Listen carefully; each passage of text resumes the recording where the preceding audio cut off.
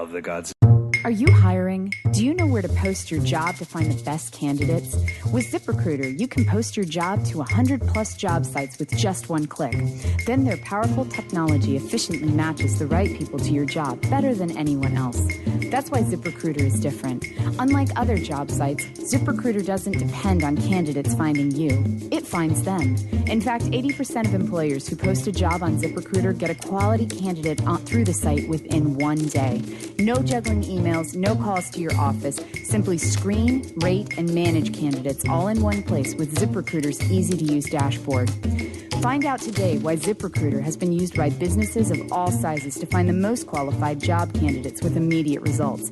And right now, our listeners can post jobs on ZipRecruiter for free. That's right, free. Just go to ZipRecruiter.com/shock. That's ZipRecruiter.com/shock. One more time, try it for free at ZipRecruiter.com/shock.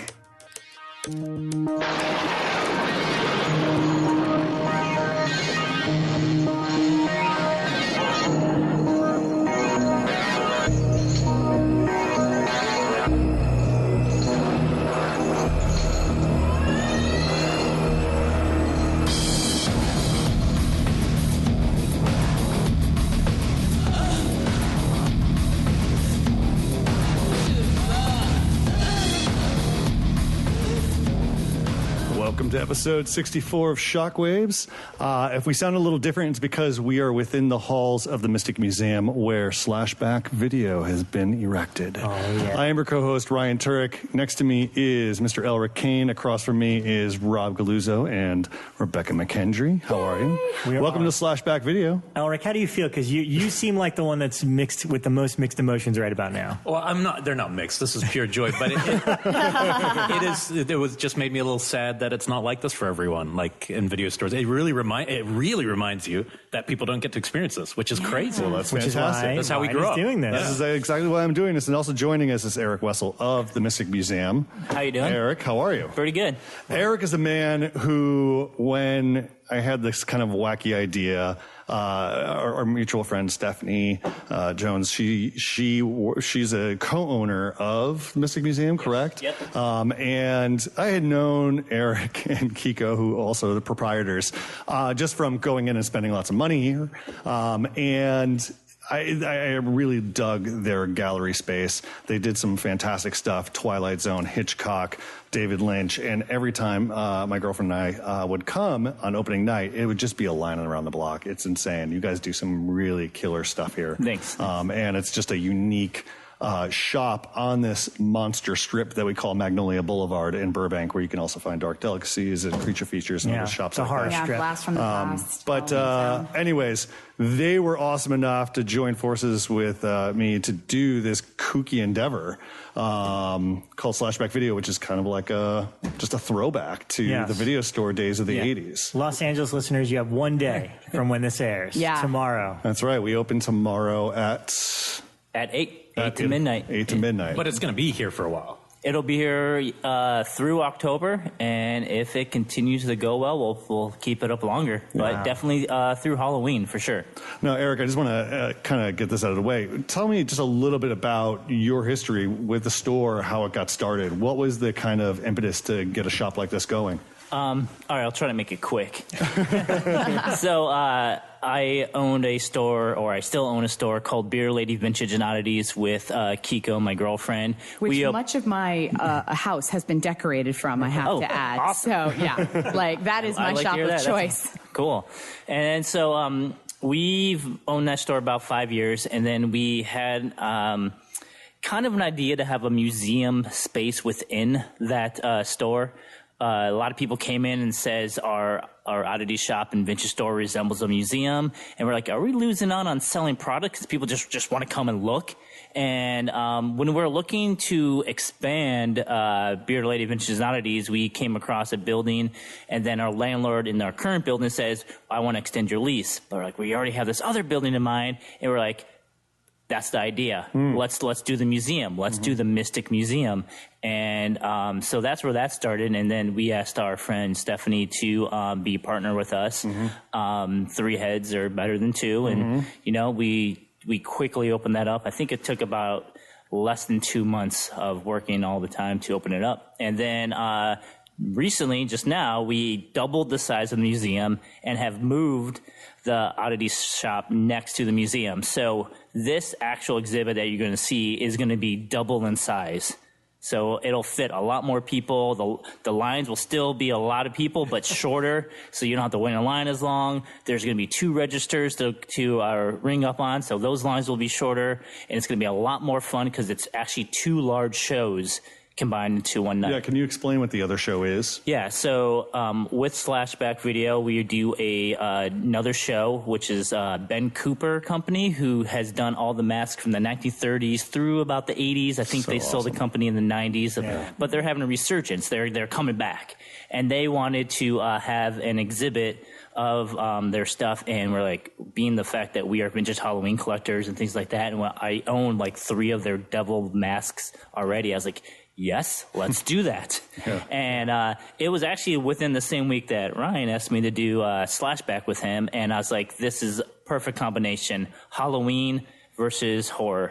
And so so there'll be 2 large shows going on at once. I mean, we're staring across from a lot of the masks now, and it's spectacular. I mean, this is big clear boxes. This is going to kick off Halloween just right. I just walked through, and 2 of the masks from my childhood are in there. There's the strawberry shortcake one I wore when I was probably 4, and then the She-Ra Princess of Power one I wore when I was maybe 9. So it's like the whole thing, like it followed me through my childhood, and they're both in there, and I'm like, it's so amazing to see them. I'm pretty sure I had the R2-D2 one. It was the hanger version they had at Kmart. Yeah. So the one that took me off guard is the Attack of the Killer Tomatoes. They did an Attack of the Killer Tomatoes costume mask. over there. Yeah, we actually look at that. Part of the exhibit is the actually start to finish process of a costume, and it happens to be on display the Attack of the Killer Tomatoes, which I thought was a great segue into Slashback Video. Yeah. When I was I Q&A'd the Ben Cooper panel at Midsummer Scream a couple of weeks ago, and one of the questions that I asked on the panel was what were some of the like weirdest costumes that they ever had. They had a Rubik's Cube costume.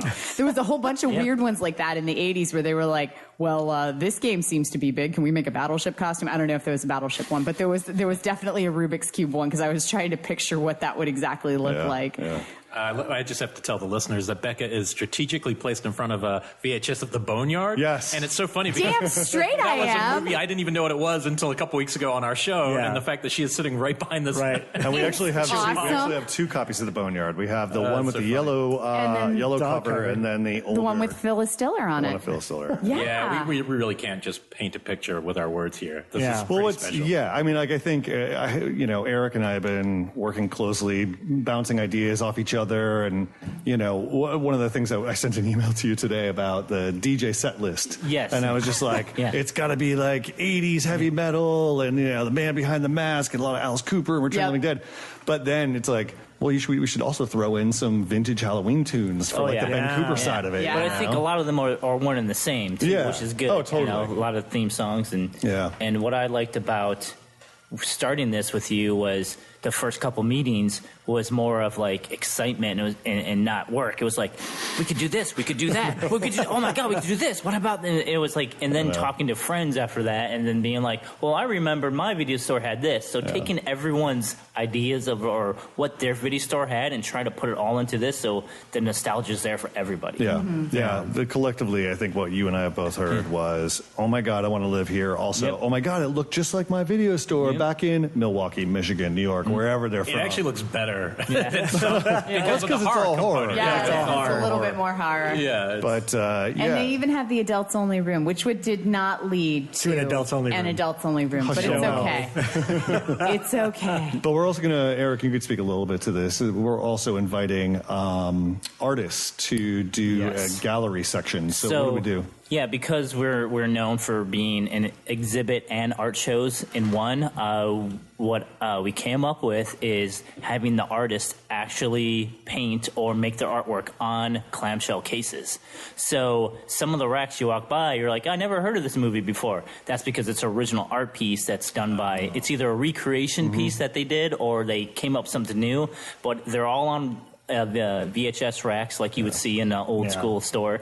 And they're all right behind us over there. There's a whole whole wall. There's like of them. someone made a Let's Critters. not forget the Rob Schraub originals. Shark Hotel is over there, guys. Shark Hotel. Yeah, then we have a new release section, which is, I think a great touch because it's some of the stuff that has come out recently, but in the vein of a VHS. Yeah, It Follows original VHS. And we also Beyond the Gates. And then there's Camp Bloodbath, which is from the Final Girls. It's the movie within the movie, so somebody actually made a VHS copy of that. That's cool. But it's also a mixture of like Almost Human, Beyond the Gates, Tales of Halloween should be coming by Friday. Oh, cool. So we have it represents both movies that have been released, contemporary movies that have been released on VHS, as well as just a few oddball, never fake movies. How many fake movies did Rob Schraub contribute? Schraub contributed probably 13. I love They're insane. Annihilator Ballerina. Am I reading that right? It's Ballerina Overdrive. Ballerina Overdrive. And Elric, I don't know if you saw it, but there's also Halloween 3 Part 2. Cannibal Airlines. Schraub's a maniac, but also big shout out to our sponsors: Mixtape Massacre, Waxwork Records, Fright Rags, Creepy Company, Phantom Carriage Brewery.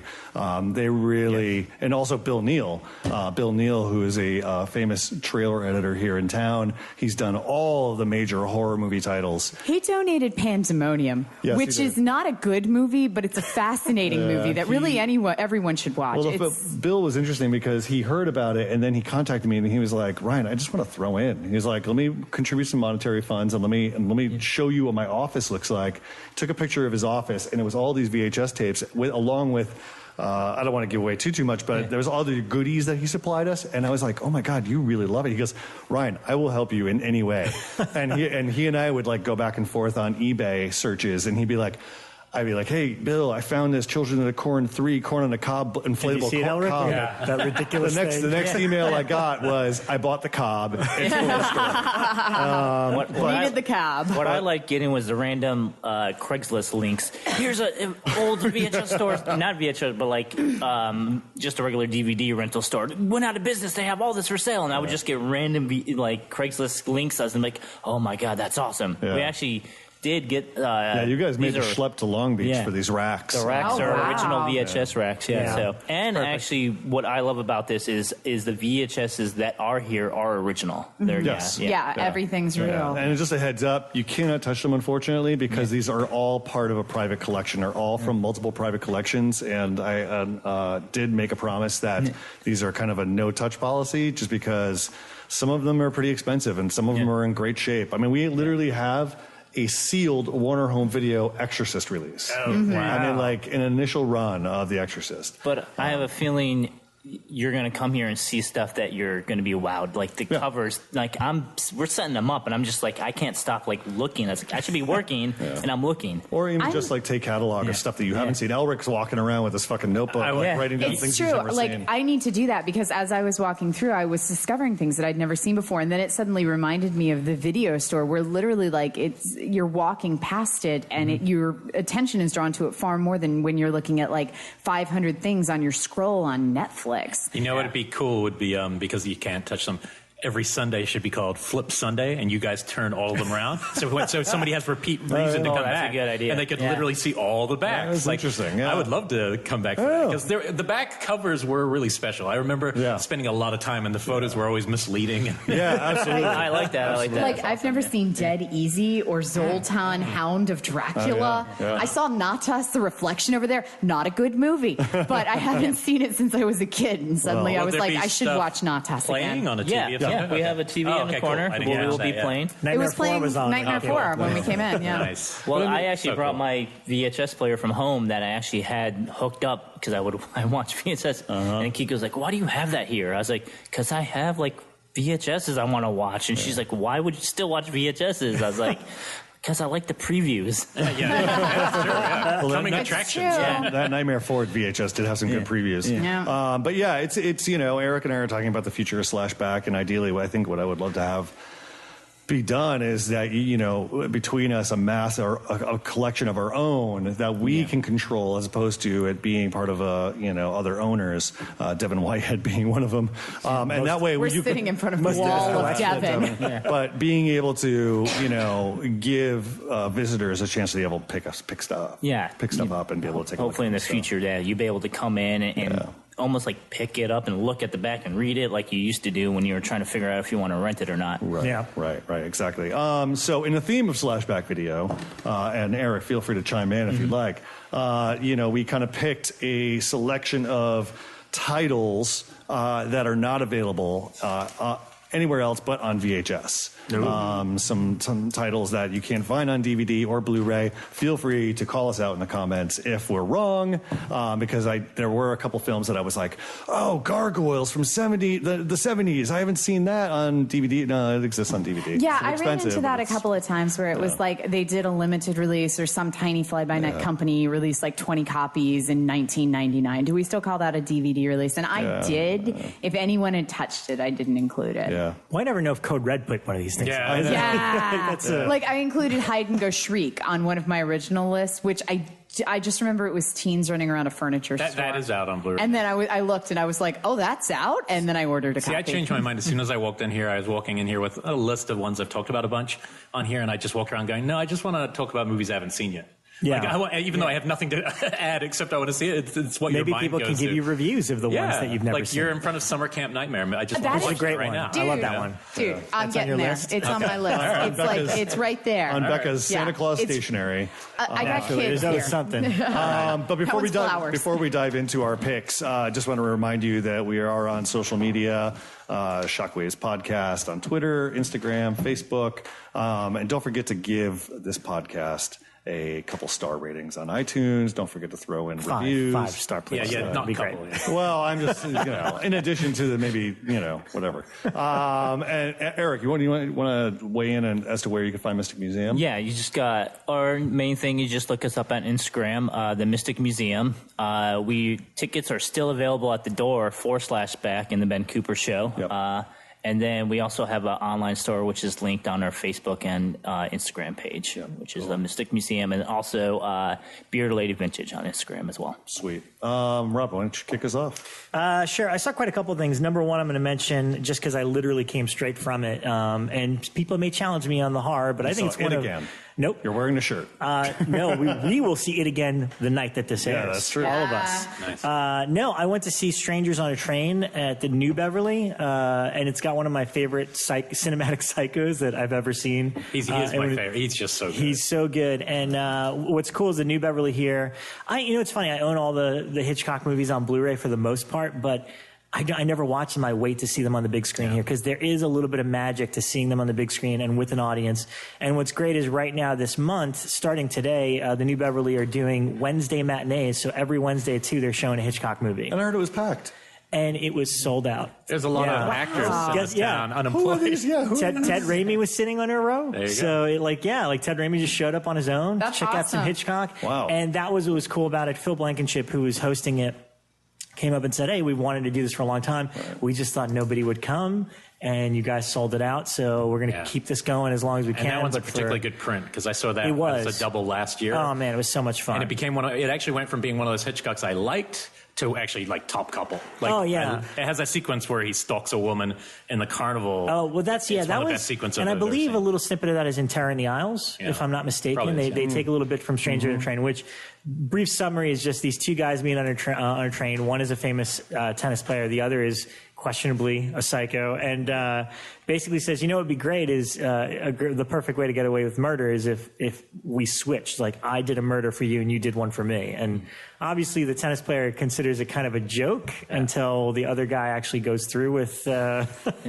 with his murder. And from there, it's just a lot of fun, a lot of suspense. And the crowd was going nuts for the last 20 minutes. The tennis scene in it is amazing. There's this one tennis scene. It's just epic. Wow. And they showed a tennis Tom and Jerry cartoon before, nice. which I was like, that fits together. Tom and Jerry have killed some people. Yes, yeah. So Strangers on a Train, Hitchcock, it's always good to go back and watch a Hitchcock movie. Oh, yeah. It's terrific. So what about you guys? Becca? I'll jump in. So the first one I'm going to talk about is a book, and I brought it for you guys to look at. So when I was in Phoenix Comic-Con earlier this year, I had talked about how everyone was like freaking out about my favorite thing is monsters, and everyone was trying to get it, and like every vendor at Phoenix Comic-Con sold out copies within the first 24 hours of the festival.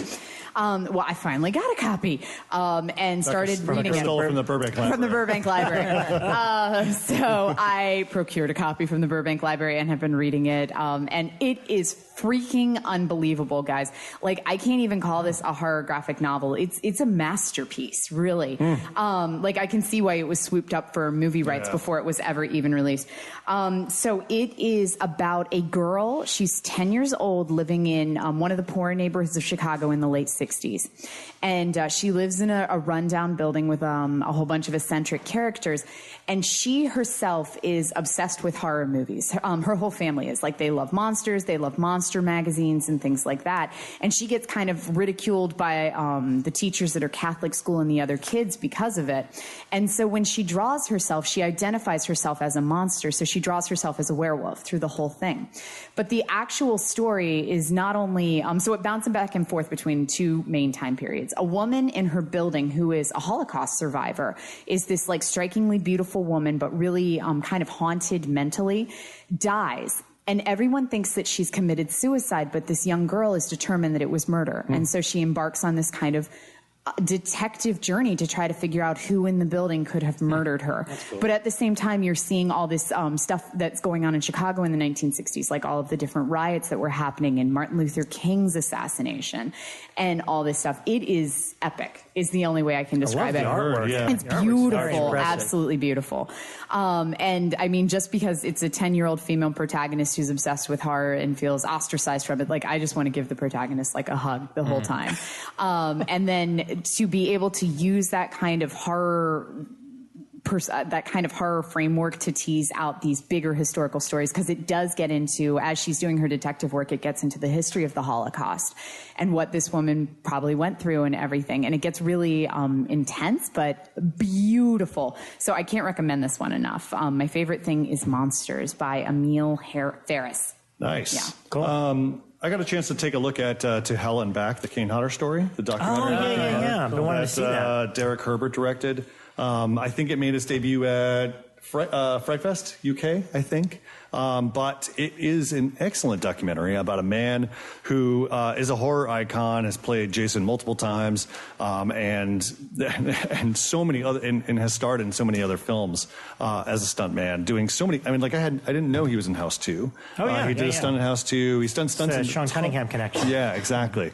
But yes, it gets into a little bit of the industry stuff, but what was especially touching is that it is, it really gets under the skin of Kane Hodder and what had happened to him, why he had gotten burned, how that had emotionally affected him, how that psychologically affected him. I mean, he really does lay it all out. Wow. And, you know, I mean, growing up, you see these, you know, these tough guys in the pages of Fangoria and underneath the makeup, and you kind of paint a portrait of who they are, but you don't really know who they are. And so when you go to conventions, what do you get? You get 5 seconds of fleeting, you know, contact with them. They sign their autograph. Maybe he does the lip thing because he's got killed. He'll show you his lip tattoo. He strangles you, and then off you go. You know, and to see this man, this real tough guy, sitting there talking about how he was really like painfully bullied as a kid and growing up as kind of a guy who would do crazy things to impress other people, to segueing into being a stuntman, to, you know, his story. I don't want to lay out the story, but I'm sure you read the book. It's in there as well. But, you know, and seeing him cry on camera and how what he had done post-burn, how it affected this little girl that he ran across. It's just like, oh, my God, you know? But it's also very uplifting in the sense that, you know, being a stuntman, being Jason Voorhees, and then doing all these other great films, you know, you're like, it's very uplifting. And for the first time ever, I actually was pretty pissed that he wasn't Jason in Freddy vs. Jason. Yeah. I have always been that guy that was like, Yeah, he had his run. Great. He was, let someone else be Jason. Not me. But when, but when you hear it from Kane's mouth, and then you hear it from Robert Englund's mouth, because Robert Englund is also interviewed, as is Cassandra Peterson and other people, you actually do feel that kind of frustration and that anger. And for the first time I ever felt, I actually felt that. I was like, you know what? Fuck that, man. He should have been Jason in that. But a really good doc. It's making the festival rounds to hell and back, the Kane Hodder story. Check it out. Cool. I've been dying to tell you guys the story all week because this just happened a couple of days ago, and it very much ties into this now. So I'm at a film school. There's an acting department, and every day I see this older guy who, just for whatever reason, there's something about him that looked familiar. And every day I go to school. The last time I was working, he was in the same room with me. I ate lunch in the room with this guy for 40 minutes without saying a word, and then I go home that day, and I realized something. I was like, oh shit, I gotta look him up. Maybe he's an actor I've seen. I look him up. He hasn't acted in anything I saw. Then I scroll down his credits. He produced one movie. The movie is Soul Survivor. Oh my What is the chance that gosh. I, of all people who have been talking about a movie for the last 2 years... No, the guy who came, like the fact that the guy from Things. Yeah, that's a pretty good one. No, but I'm saying man. you have that touch. magic. You have that touch. So his name's Saul Romeo. He's the only guy who's interviewed on the Blu-ray. And I told him, I was the one telling them to put it on Blu-ray on Pure Cinema. I was like telling Code Red Bill, you've got to put this out. But the funny thing, I just asked him. So I go up to him. I was so excited. I'm like, oh, you did this movie. That meant a lot to me. And he just looked at me and goes, oh, yeah, we got fucked by the distributors. And that's all he said. Wow. He literally said they ripped him off and they got nothing at the time. And it was broken. But I was like, wow, of all the people in the world, I got to so I'll probably never even ask him. He teaches acting? Yeah, he's like an expert at Meisner or something. And that's what he's been doing for the last 40 years. But it was just so weird that I recognized him. It's probably because I saw the DVD extras 4 years ago or something. Yeah. Fans of Shockwaves, just gravitate to Elric Kane, and soon enough you'll probably run into some weird, maybe your obscure hero is. obscure. But not to give anything away, but there's a little bit of a tie-in to this place, and I was very impressed with that when I walked in. So thanks for that. Wow. By the way, I saw that Blu-ray because I just got it. It's pretty cool. Code Red is doing a lot of these exclusive Blu-rays through Diabolic DVD. So that's the only place I can guess Soul Survivor? Only place on Blu-ray, yeah. And the same thing with Butcher Baker, Nightmare Maker. Only Diabolic has the Blu-ray version of it through Code Red. Oh, shit. So they've been doing a handful of exclusive Blu-ray releases through them. But really quick on Soul Survivor, because I know you've talked about it a lot, but I just saw it for the first time. Oh, you had never seen it? I'd never seen it. I was waiting for this Blu-ray release, and it is really cool. It's a real movie, man. Some really creepy Don't you moments see in the It that. Follows It's connection? definitely its Final Destination, and it follows It's just right through there, and through. man. It's got that creepy vibe to it, which is basically a woman has a premonition of another woman surviving a plane crash. So she's the only one that survives this thing. And then in the background, there's people kind of in the background that are these sinister characters. It's kind of like death is kind of coming. Yeah. It was really cool. But so I'm excited to rewatch it. It just came. I just got it as well. But anyway, just quickly, so very much in the vein of these kind of movies, I had never seen The Slayer. I haven't seen it. I have never seen The Slayer. I just got mine. Oh, Becca, I have a present for you. It's The Slayer in my bag. Oh, thank you. No, I do. Sorry. I will be watching The Slayer. Maybe I should wait. Arrow Films, amazing cover, right? Yeah. This is the joy of VHS. This cover is amazing. I've seen a trailer I saw a trailer play at Cinefamily, and it blew my mind, and I was really dying to see it. Okay. I watched Soul Survivor instead of this. Okay. So did I make the right choice? I just want to keep teeing up Elric to go. Hey, we're not a hateful podcast. I got to say, we went in so excited to watch this. On the cover, there's a monster. You will see exactly 3 seconds of that creature, and I'm not exaggerating. Wow. Let me add it to my remake list. Of this movie's running time, the horror part of this movie is probably about 1:40 of the 90 minutes. It is really just people kind of walking around an island for 80-something minutes, and then a couple punctuations, a lot of POV, but without any payoff. It's going to frustrate the fuck out of you. But when the horror couple seconds do come, they're really cool, and you really are just it's their first film. The guys explained on the disc the first time where you didn't really know what we're doing. You're like, yeah, that's right. Yeah, and all we kept, you'll appreciate that. All me and Dick kept saying afterwards is, oh man, there's no Madhouse. Because it's also shot just across the water, Tybee Island. So Madhouse is shot in Savannah. And I also used to live near a place called Tybee Sabi Island, and that's where this one's entirely set. Wow. It's a bummer because the cover is so fucking rad. It is cool. But some people probably love this movie, so I don't want to hate on it. It's just kind of a bummer because you want just a little more. Yeah. But it would fit in perfectly here. Yeah, exactly. Eric, have you checked out anything this week? I mean, you've been busting your ass getting this shit together, so. I actually did check something out the other day, but I usually just get a chance to, get home at like midnight to 2 a.m. And the other day I put something on that was on Netflix, and Kiko suggested it, Little Evil. Oh, yeah, I've been wanting to see Netflix that. thing. Yeah, and I was just like, I like things like The Burbs, Monster Squad, Army of Darkness, things that are a little more fun, comedy-related horror. So I did enjoy it. It wasn't the best movie I saw, but I really enjoyed it, and it actually was relaxing to watch something lighthearted like that, and still had its really good moments, really funny moments. But was it a movie? Yeah, it's a movie. I thought it was a new series. It's a made-for-Netflix movie. Yeah. Adam Scott, Eli Craig, the director of Tucker and Dale versus Evil. That's right. God, I love those guys. It was really enjoyable. So It looks like it's basically the premise is, what if Damien Thorne was... Well, they do this whole thing where, I think the ongoing joke in it is that becoming a stepfather, your son or daughter is evil. And that's the ongoing thing, and then everything gets twisted around in the end, and it's and it was pretty funny. Yeah. It has funny moments. It looks like The Omen if it was a sitcom. Yeah. Yes, Right. exactly. That looks really fun. That's Yeah. funny. All right, It was I'll fun, check it out yeah. this weekend sometime. Nice. Yeah, when you have the weekend. Rob? One that yet again, all questionable horror my picks this week, but I thought it was a horror movie. My friend Dave Parker got the Canadian import of Mike Flanagan's movie Before I Wake, which is still awaiting a U.S. release. Yep. And so we watched it, and I thought it was great. It's amazing. Really, I loved it. Yeah. It's more emotional drama than anything, because it really does revolve around a couple that lost their child, and now they are taking in a foster child, and the foster child has this weird gift where kind of his dreams and nightmares kind of come alive whenever he goes to sleep. And I just thought it was beautifully executed, and it does have a lot of scares in it. And I just Mike is just he's one of those guys. I saw Oculus when it came out, I liked it a lot.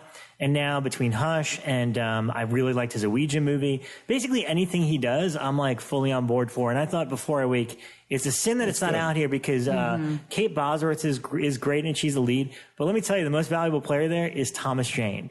And I always liked Thomas Jane. I think this is the best performance he's ever given in anything. I believe him as the heartbroken dad. Right. And he's doing everything he can to get this kid to come out of his shell. And I just kept thinking to myself, man, he's really good in this, much better than, and again, I like him in most things, but I think it's a sin that nobody's getting to see his performance in this movie, because it's great. Yeah. But Before I Wake, Mike Flanagan, again, the Canadian Blu-ray is all region, so you can pick it up and you can watch it. Is there no future for a release here?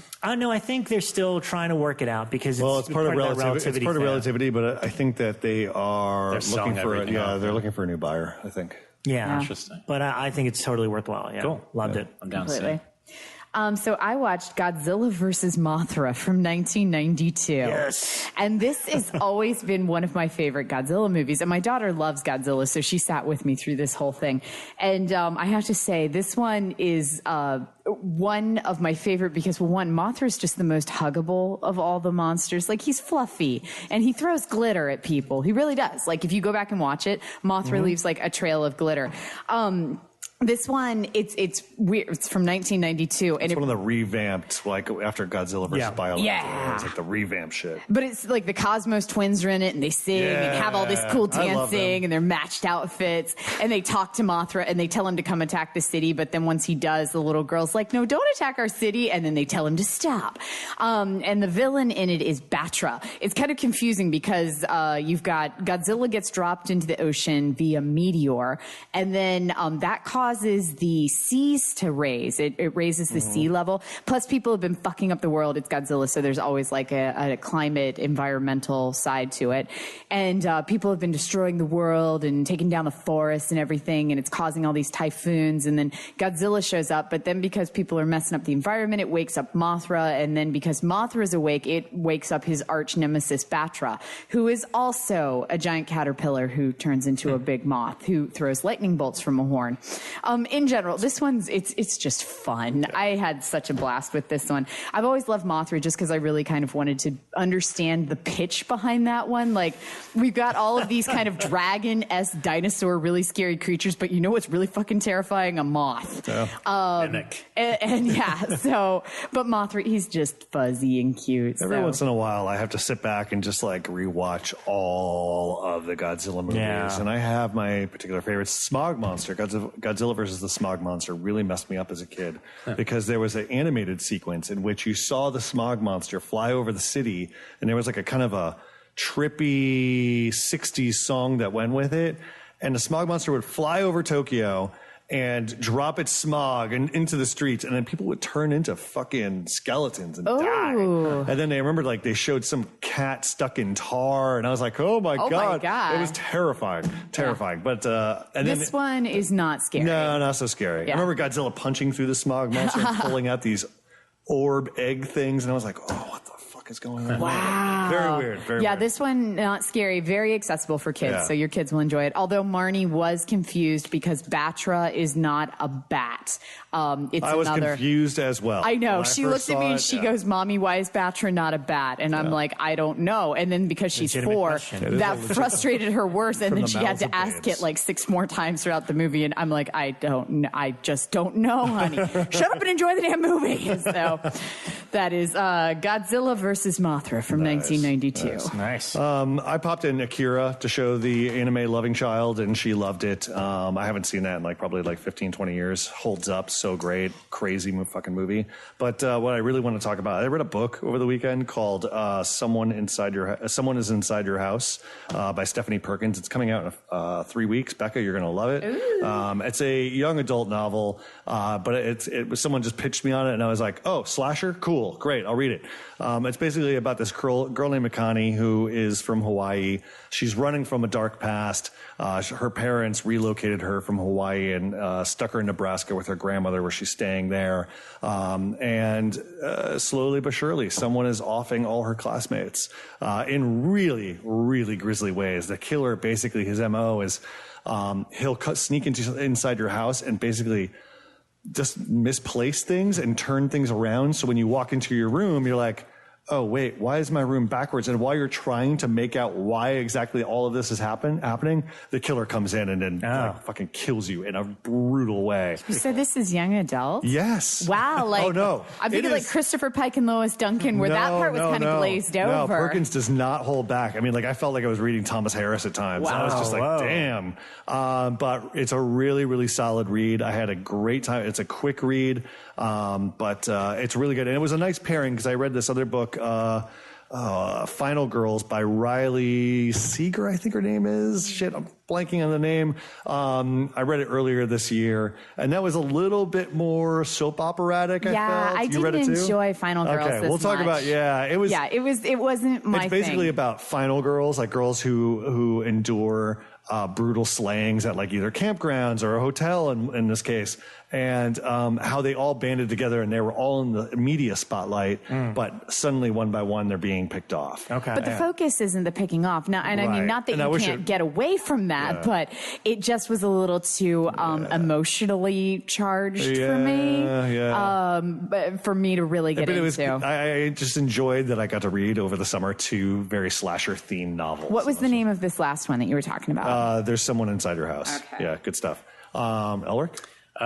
Just a couple of real quick ones. I did watch the premiere of the new season of American Horror Story last night. I haven't finished a season for the last 3 seasons. I tend to watch the first, I watch 8 out of 10, and then I'm just like, I can't finish. There's something, it burns me out, man. Like, they really, they just throw too much at you. The past few, they've burned themselves out to the point where they throw so much stuff, and then by like the 5th episode, I'm like, I don't even know what the fuck's going on anymore. That's what happened this last season. So how was this one? This one, I mean, it was interesting. It might be a little too close to home. It's basically night of the election, and the guy, Evan Peters, is basically thrilled that Trump won, and everyone else is devastated. And he takes a Cheez-It and then paints his face orange. Cheetos, Cheetos. And then he puts his hair up and starts doing Trump impersonations in the mirror. And you're going, what? It's almost like a weird fucking fade to black moment. I can't wait to watch this. I know. I'm more pretty bonkers. Now. And then everyone else is crying because Hillary lost. And then basically him and literally a posse of clowns start terrorizing everyone and treating people like shit on the streets, like just going up to a woman and going, "You're a bitch, fuck you," and walking away because he can now. So the cool thing about it, I will say this, I like that they're diving and saying now, because some of the ones being said in the past you're already over it. So it's interesting, but it's also a little hard to watch because it is really an immediate reaction. And you're kind of visceral. I also just don't know. The clowns felt maybe like that's a little played out, but then hey, maybe with that's going to be great timing for them. Besides that, I couldn't tell you what it's going to be about. I mean, it moved pretty fast. I mean, a lot of crazy shit happened in it. I like the imagery that's being paired with in the P&A campaign, because it's like honeycomb and bees paired with clowns. So it's like this interesting dichotomy. The honeycomb did look cool. That hasn't come up in episode 1, so I'm curious where that. The cool thing about the first episode is you couldn't tell someone exactly where it's going to go. You just kind of know the setting. Yeah, with the bee imagery, I was thinking like drones, slaves, all that kind of stuff. So that's interesting. I bought the season on iTunes because there's like a 24-hour delay. I have to watch it, so I'm going to watch it after we record tonight. Yeah, no, but I think it's worth people checking out because maybe it'll be more interesting. And then just lastly, this one's quick because I'm not going to. Most people seen it. I'd been working my way through all the Luden films again. I still had a lot of them from TCM on my tape. I rewatched I Walk with a Zombie for the first time in like 20 years. I've always loved it. Is that the racist one? Well, you just said that last week. I'm pretty sure it's the racist one. Anything from that period about that kind of stuff is racist. I don't think it's necessarily a racist film at all. It's just got people that have slaves in it. It's the setting is racist. But it's such a beautifully made movie. It's so interesting. It's really not. None of his films are really horror. They're definitely in opposition to what was happening at Universal, and he did that on purpose. Like he really did not like what was Universal boredom, and so he would go, "Well, I want to do my own thing." And I think he knew it wasn't really horror. It was just pure, a lot of dread and a lot of beautiful sequences, kind of a bit like the sequence we were talking about from Hitchcock's Stranger on the Train, a lot of sequences like that. But the reason I want to bring it up is I did discover, because Brian Sauer has introduced this amazing podcast. There's only been like 6 episodes, but 3 of them, and there's going to be a couple more, are just on this period of Luden. And it's like, what is that podcast where she does like the Manson sequence? Must remember this. It has that kind of production value. So it's high production value. It's this British guy. He's playing all the characters, telling you the biographical story. So it doesn't feel like podcasts like what we do where we just talk. And he does the first one talking about Luden's past, and the next one is about cat people. And they're so interesting. It's like the history of RKO. And it's called The Secret History of Hollywood. And the first 3 episodes are, I guess, about some gangster films. I haven't listened to the first 3, but the next 3 and the 4th will be, I'm hoping it's about Seventh Victim, my favorite one. I love that movie. Yeah, it's really the best thing I've heard this year. Like I was like in my car not even wanting to go to work because I had to finish his story, because it's like being told a great story. Right. More like an audiobook. Anyway, definitely give it a try. That it really The Secret was History fun. of Hollywood? Of Hollywood, yeah. And just on iTunes? Yeah, I'm on iTunes with it, and the 4th episode should drop soon. But he must put some time and money into it because it doesn't feel cheap, Right. But it really is a nice echo, especially if you haven't jumped into Luden. You could listen to one and then watch that film, and I think you'd get a lot more out of it because there's a lot happening behind the scenes in old Hollywood. It's very cool. Wow. Cool. Eric, anything else? Well, when I was setting up earlier today, getting the VCR and TV going, I popped in Creature from the Black Lagoon. Oh, yeah. I was just watching it as I was working, and obviously a classic, but I just found myself laughing every once in a while. I heard you chuckling. I was like, what's he laughing at? Their dialogue is just like, the way they write, it's just, back then was just like, they had to explain everything. And it was just like really funny how they spend a whole 15 minutes explaining something and how it's going. So why it's happening. Well, it's happening because of this, this, and this, and this, and that. And so that's why I was laughing and stuff like that. It's like, doctor, how does it, what is an atom? Well, Jimmy and Adam makes up the... Yeah, I think you need to avoid scientists in movies like that. Yeah. If you didn't have that, it makes it so much more scary. It kind of reminds me of those reality ghost hunting shows where every time they explain to you what EFP or whatever electric voice phenomenon is, and then every time they mention the acronym, they have to tell you what it is. And it's just like, you did that 5 times in the last 15 minutes. We know what it is. I was always that movie. I remember I used to have this professor back in college that heralded that as like one of the first female empowerment films because she's a scientist in it. And I'm like, does she do any science? No, she goes swimming. She swims real good. She swims. Really? That's she it. do any science? She does not do science. I think it was Return of the Creature. I think it was like, God, I mean, I was like 15. I saw it. And at the beginning of Return of the Creature, you got these 2 bros on a boat, and they're like, oh, it's so hot outside, I can go for a nice cold beer. And the guy goes, or a nice warm blonde. Even my hormonal 15-year-old, I want to sleep with everything. I was like, grown. That's embarrassing. Jesus Christ. Wow. But there's a female hero of that movie, and it's behind the scenes. Oh, really? Oh, yeah. Millicent. Who created the creature, which is, I always wish someone would make a little movie about that. Just that, it just like seems a little, like Ed Wood. Yeah, it just seems like what an amazing thing that a lot of people probably don't even know. So speaking of the creature from the Black Lagoon, I mean, the reviews for The Shape of Water, Guillermo del Toro's movie out of Telluride, holy crap. I heard John Landis had tears running down his face. He was so like, I teared up watching the trailer, guys. 100% on Rotten Tomatoes. I was like, oh my God, this movie, I cannot wait. And I would say it's about time, Guillermo, like personally. I feel like he's, for me, the last couple, there's just been something about them. They look beautiful, but I just don't connect. And I feel like it's time he makes that movie he really just died. Well, I feel like because it's an actual monster. Instead of like Crimson Peak, where it was beautiful, but they were these like CG, hard to kind of fathom things. It's his creature. It's his creature. Because I know he was supposed to remake it with David J. Scow, wrote a version of it. And David, commented, he's like, some of this looks pretty familiar, but... but he said it in a way that's like, if Universal's not going to let him make it, he might as well make his own. No, version. absolutely. Yeah. That's what all these guys should do, quite frankly, is make their own version of these movies. Yeah. So I'm looking forward to it. Rob, you got anything else you want to add? I got one last thing and then some quick reminders for everybody. But Rodman Flender, who's a friend of the show and responsible for our guests, so he'll come up again later, he picked me up a copy of Shin Godzilla on Blu-ray, the newest one. Thank you for the reminder. No, it's in my queue, and I'm like the number one person who should have seen this when it hit, and I keep missing it. Let me break it down for you. I loved it. I had a great time watching it. It is 2 hours long. It's a long movie. It is probably one of the most dense pieces of material I've ever seen because it is like, be prepared to read a lot because it is a lot of dialogue. There's so many characters and there is no main character. It is basically it's a reboot of Godzilla. So pretend no other Godzilla movie exists. This is the Christopher Nolan reboot of Godzilla. Because I think Andrew Cash is like, it's like Dunkirk, except it's Godzilla that shows up. Oh my gosh. And I mean, literally, it's about all like like the pacing of it. It feels like an American movie because the pacing of how many people have to make a decision before anything happens. Like that's what it is. It's like something's come on shore. All right, let the Secretary of State know, and then it cuts to that person, and it cuts to them going to the president, and it's like it's so freaking bonkers. Like the political side of what would happen if Godzilla showed up. And is the political side saying something at least? I mean, is it like kind of like the host where it's got commentary? Okay, subliminally because the U.S. keeps wanting to get involved. So underneath it, the subliminal message is. How keep the U.S. out of it. No. It basically they're saying how badly who can fuck up Godzilla more, the Japanese or the U.S. Oh, that is their very not so subtle message. Is like the Americans want to get involved, but they're probably going to make it worse. Like, so it's interesting. I had a lot of fun with it. It's totally different from every other Godzilla movie. And my impression was it was going to be a rebirth. I thought all the images show like a kind of a fiery Godzilla. I was like, he's reborn. I don't want to give this away because it was the most fun surprise for me. But early on, like a creature shows up and it's almost so goofy that I'm like, what am I watching? But the kind of reveal and twist about that was so cool. I was like, all right, I'm in. Great. But no, I think it's great. Good. And reminder-wise, I just wanted to say Amsterdam is on Blu-ray from Blue Underground.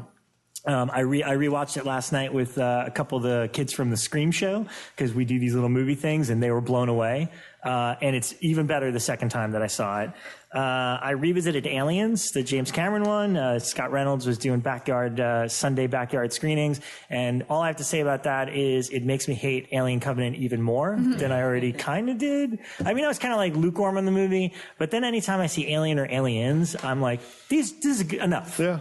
I need nothing more than these two perfect movies. So that's that. And then the other thing was, because it is coming out as of today, and because somebody in our group gave the original TV movie like 1 star. And I was like, this is not 1 star. I was like, look, I just watched Dream Stalker, the movie you recommended. I was like, That's a one-star movie. Wait, what is Dreamstalker? Dreamstalker is the shot on video Nightmare on Elm Street. Yeah. Tim Curry gets 2.5 without even doing anything. He just gets 2.5 stars. And here's the for thing. being So amazing. I broke out the Blu-ray because it came out recently, and I watched the whole thing with Tommy Lee Wallace's commentary because there's a commentary with him and some of the cast members kind of pop in, and it's a great commentary because he didn't really know the book going in, so he was basing everything he did off the script, and it was also written by the same guy that wrote Carrie for De Palma. Right. So I didn't realize it was the same screenwriter as Carrie, and I still like it. I mean, yes, it's its own entity, and I have an association with it that's mostly nostalgic because I loved it.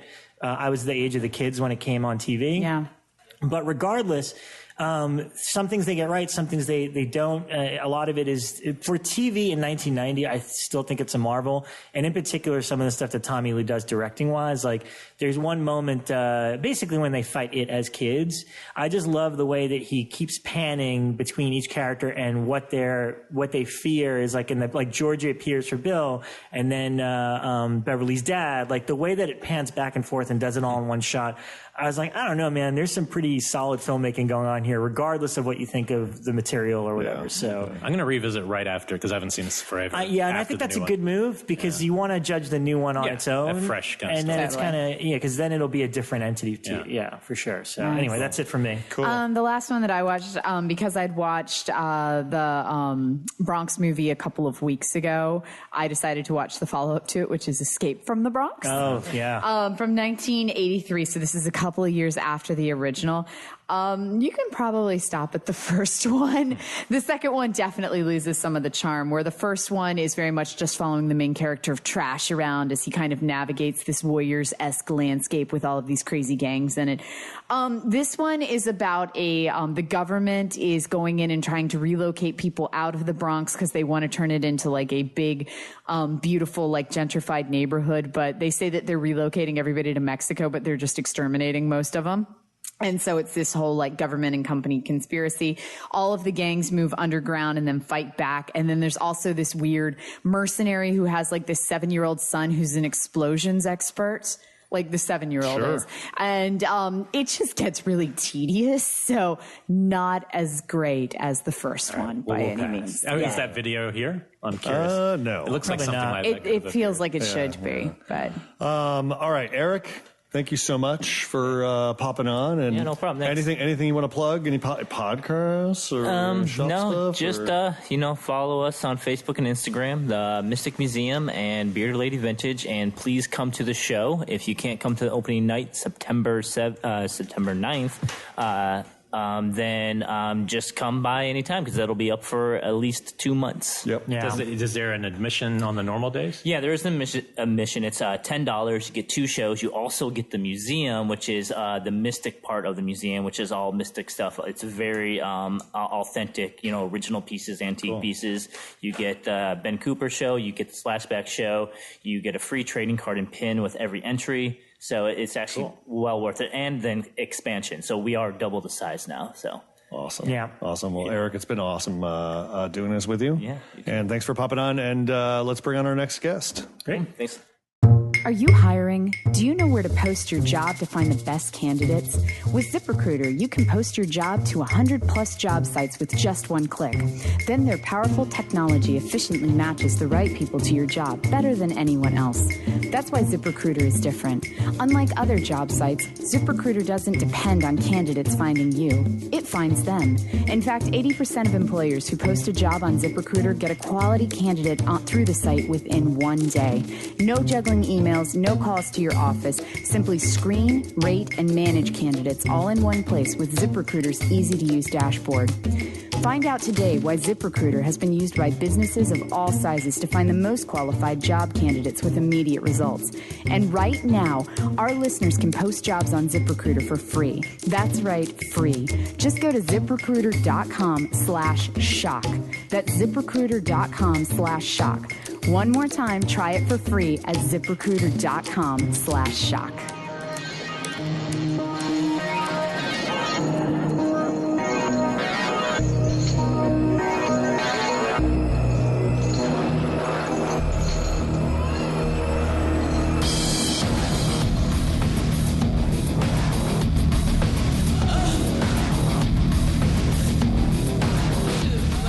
Okay, and welcome back to the show. This is pretty exciting. In honor of Slashback Video, I kind of wanted to kick off September as a VHS / video-centric kind of month. We'll see if we can keep up with it. But I was out at the movies with my friend Rodman Flender, and he was telling me that he knew the owner of Cinefile, which is a great video store, one of the modern video stores that is still up and running, and it's over in Santa Monica, right next to the New Art. Yep. And so when he told me he knew the owner, which is Mr. Sebastian Mathews, I was like, we got to get him on the show. So welcome to the show, Sebastian. Welcome. Thank you all. It's nice to be here. Yeah, and so not only do you own, you also own Touch Vinyl and Cinefile. And that's the vinyl place around the corner that always looks like a club, but they also sell records. Exactly right. It's we had to find new revenue streams to support the vinyl sales. Is the hookah bar also yours around the corner? I was past that hookah bar. Okay. Not yet. But it seems like tobacco is also a good thing to get into. But Touch Vinyl seems like a smart idea because it's like, is there a bar or a coffee shop in it? And then some records. And so people go in there, and every single time I go in, it's more like people hanging out, drinking, talking about records, and here's some to buy. Yeah, I was inspired by record shops in Scandinavia, actually, and almost all of them have some sort of, slash coffee bar / living room. And so that was an important aspect for me. And that was my first baby. That was 5 years ago we started. Wow. Well, I do want to go back to the beginning at some point, and I already know we're all over the place already, but let's talk about that. So Touch Vinyl was the first shop, and were you always involved in Cinefile, or did that come much later on? No, I had become friends with the previous owner, Phil Anderson, just because I worked at Touch and was on the block and was renting constantly from Cinefile on the free, on the block account. And so we got to be friends. And then as the years went by, I guess it was the end of year 2 at Touch, Phil had told me that he was interested in closing, and he wasn't sure if he was going to close and do a smaller iteration on the east side or whether he was just going to completely liquidate the inventory. And I already knew that there was sort of this trickle-down economy on that block, from people going to the New Art Theater for great screenings and then stopping in at Cinefile to check out movies, and then coming around the block for the records and sometimes hookah. Yeah. Occasional hookah. Yeah. And, I know this is kind of a big question, but, we're in a vintage video store right now. What are the things that we wouldn't think about when it comes to maintaining and running a modern video store in today's day and age? Because they do still exist, and Cinefile does have a great selection. That's one of the things. And also, aren't there like weird perks for like students and stuff like that, where you can, what are some of the rent? Rodman was explaining to me, but. Yeah. So, first and foremost, I think, as the fragmentation becomes greater and greater online, where it's like, okay, now I have to pay $8 for my Netflix and $14 for my HBO and a little bit for Disney, and it'll continue to fragment. I think people start to get more peace of mind from being able to go to one place. And if they're lucky enough to be in sort of commuting or walking distance from Cinefile, then it becomes a great option, even if the monthly membership's a little more pricey.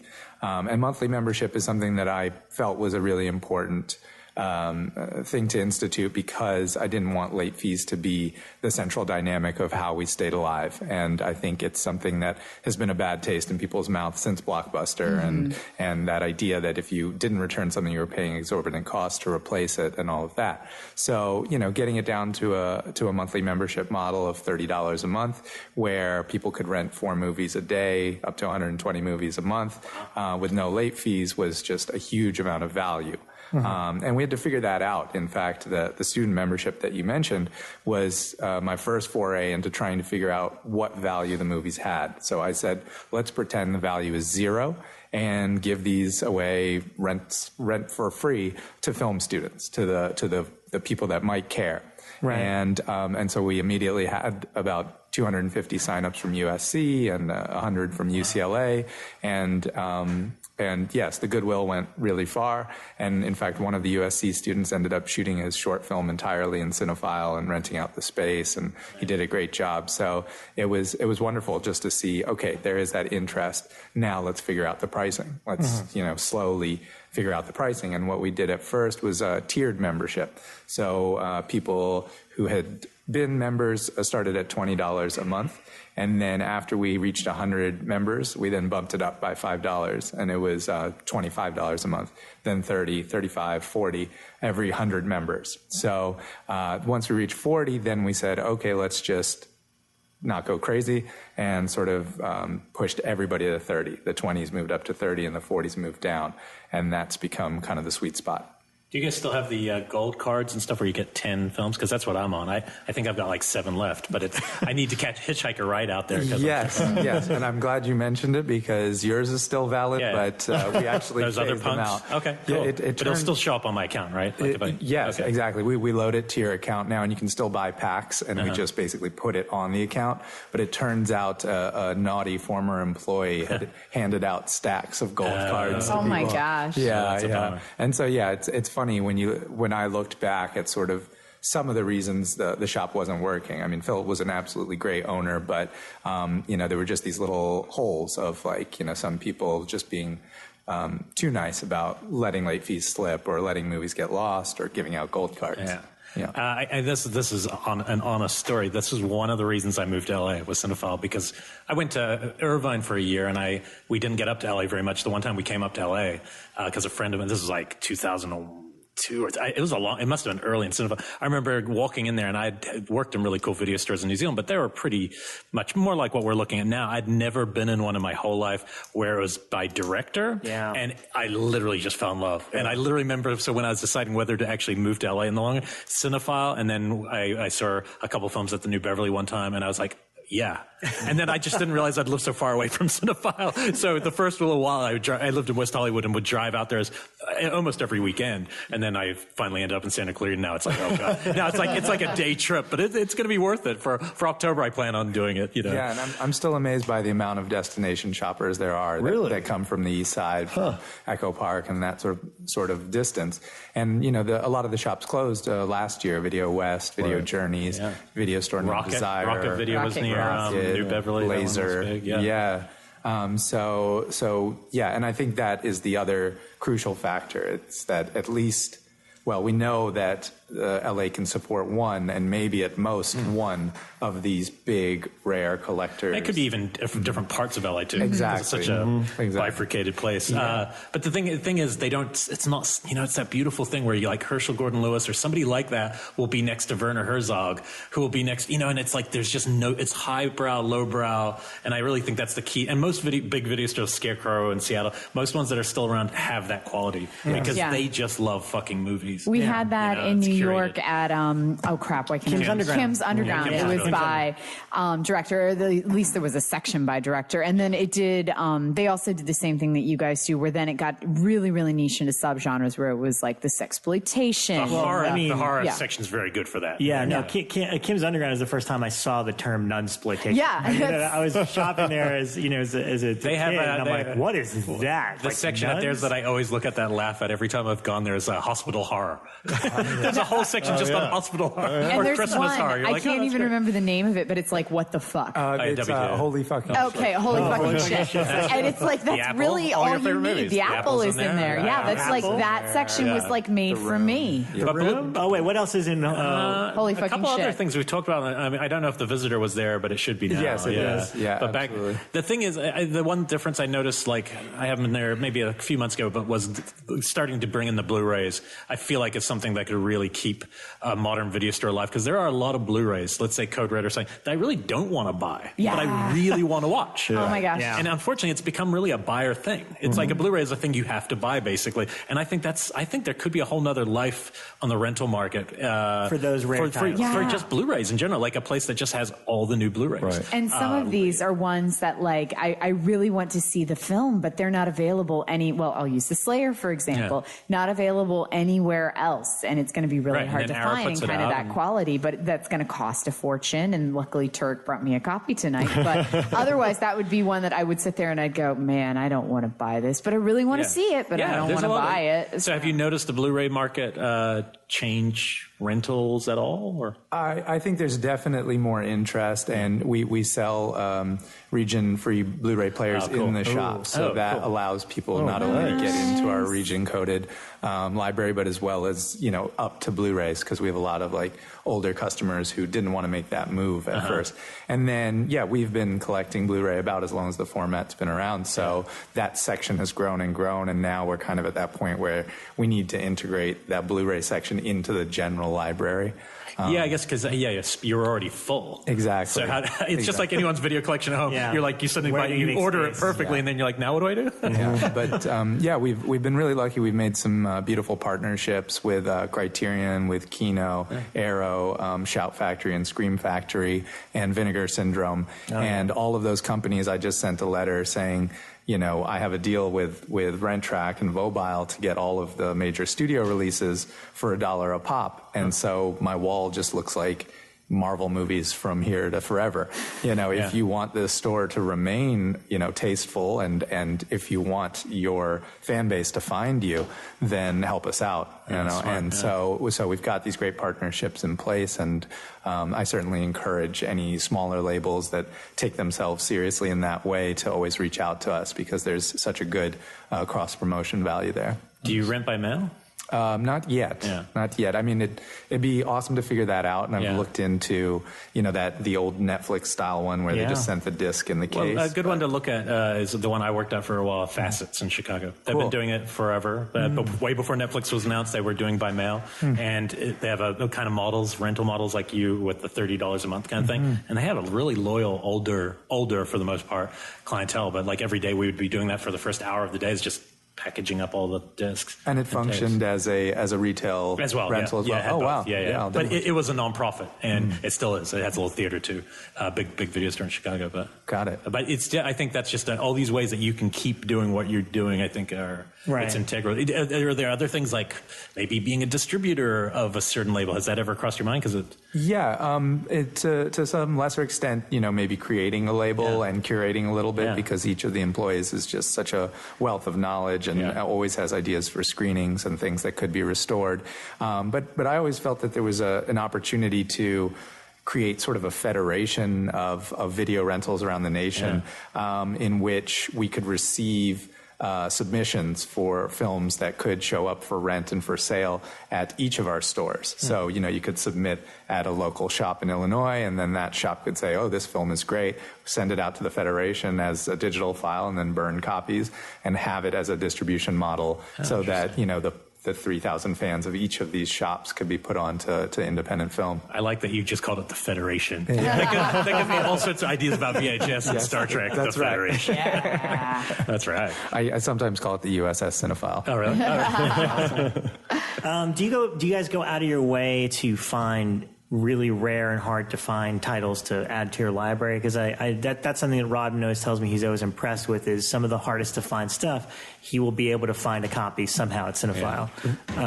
Well, it's ironic that Rodman was the one who said that, because customers are often the ones that help us get deeper into catalogs. So, you know, I once found a letter to one of our employees, Greg, that said, hey, Greg, here's, 18 of my favorite short films that I burned off of TV, or that I recorded off of TV to VHS and then burned to disc. And, you know, it had Twilight Zone, featuring the incident at Owl Creek Bridge, and all types of really interesting foreign short films and that sort of thing. So that can get added to the library as long as we feel like it's not, stepping on any sort of copyright issues, things like that. Right. But Rodman actually brought in a French noir called Série Noire. Yes, one of my favorites. I love that film so much. I knew where you're going. And it turned out that we had a copy, but without English subtitles, and so he found a file of the English subtitles and then mashed them together and then made us a copy. And so, yeah, when your customers help you out in that way, it guarantees. Pretty cool. Yeah. I can tell you how obscure it is. I remember once wanting to, I love the, Al Adamson. I was curious about the story of how he was murdered and stuff. And I remember looking up, and you were the only place that had even like burns of the E! True Hollywood story of that. Like just a burn of it and a Hitchcock E! True Hollywood story. And I remember going, oh, wow. So that's what you kind of, it becomes a destination because that's the only place you could go unless you want to do something on YouTube, which is pretty dull compared to, Sure. Yeah. That's cool. And just briefly, I mean, you mentioned some of the subsections. I think that's one of the fun aspects of, at least when I worked at a video store or discovered something like Kim's Underground, is I feel like that gives stores personality by how deep they go. Like, all right, we have a director's section, but then we have a holy, what the fuck or whatever. So, how does that work at your store, and how often do you change it out? Is it like, do you get weird suggestions from very enthusiastic workers that are like, we should do a section on this?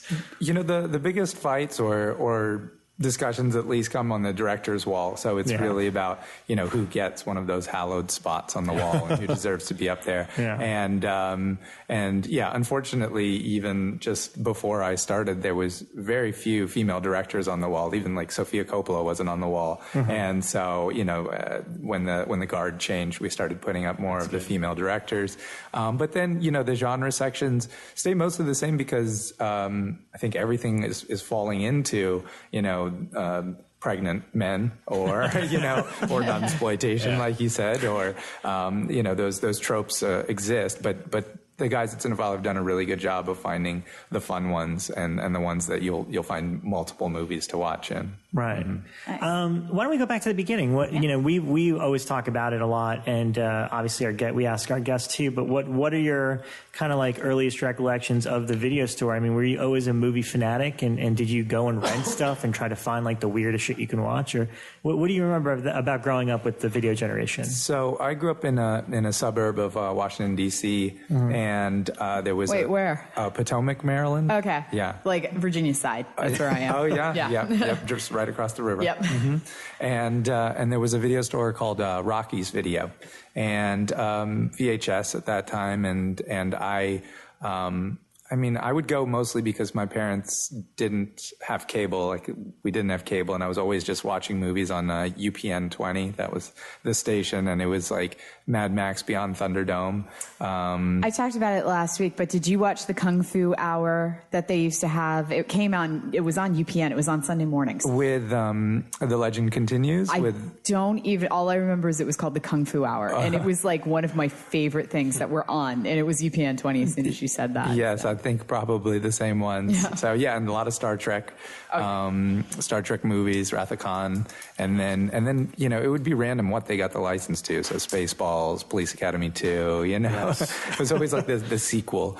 But yeah, Rockies was my first experience, and it was just being able to watch things that I couldn't possibly see at home. So for me, that was really cool. Yeah. What about horror-wise? What was the first movie to really have an impact on you and really scare you?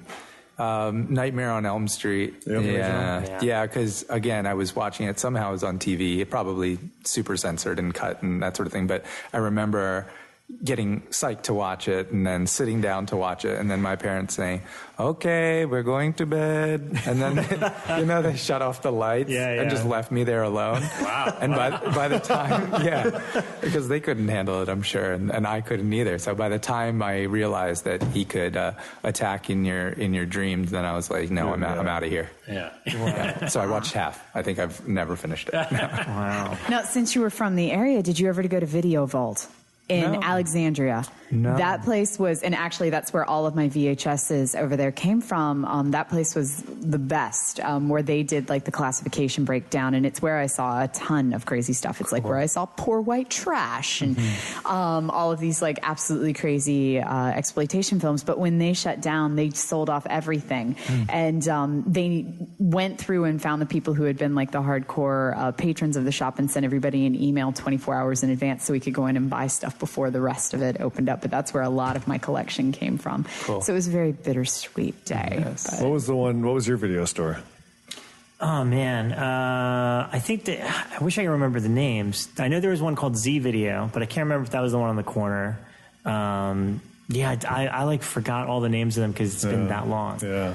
Oh, Yeah, do they have one in your pocket of the world? They did. Before, I mean, eventually they had generic ones, not like Blockbuster, but like Video Easy and United Video. But before that, there was a mom and pop. And like you, it's like the name is just like not, you know, it's probably like 9. If I heard it, years I know old to like 13. Yeah, and it's just, it was probably something really boring. It was like super, Video Store or some shit. It was honestly like, it was like Hollywood Video. Before there was an actual Hollywood Video chain, it was like that generic. Now, Video Vault, the one that I was talking about in Alexandria, I would drive to. That was like a half an hour drive from my house, but it was worth it because they had weird shit. But the one that was really close to my parents' house, I'm tempted to have the logo tattooed. It was called On Track Video.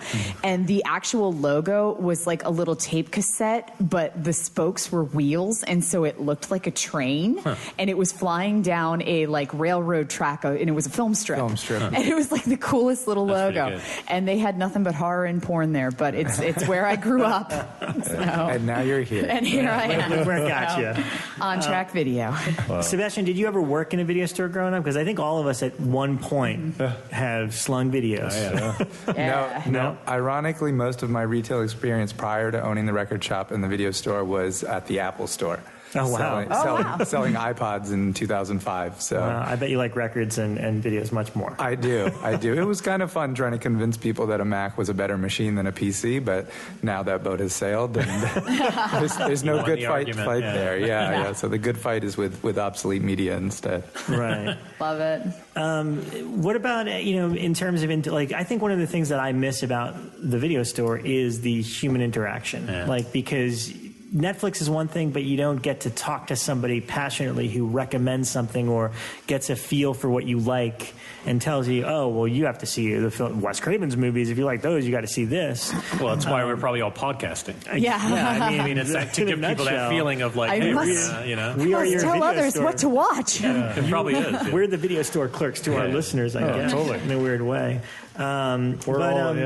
Yeah, but what's that? I mean, and this can go both for the record store as well. But I mean, what's your relationship like with the people that come in? I mean, at this point, do you consider most of them friends because of how often you talk about this stuff with them? In a lot of cases, definitely. And, starting the record shop, the other thing that really incentivized me was that I had lived in Los Angeles for maybe 10 years at that point and didn't feel like I could put roots down. I felt, still like a transient, even though I didn't have a place to go. I thought maybe, San Francisco's better. I'm going to go there. But creating the shop was putting down roots. And the second I did that, LA became just a much better town. My experience of it became better.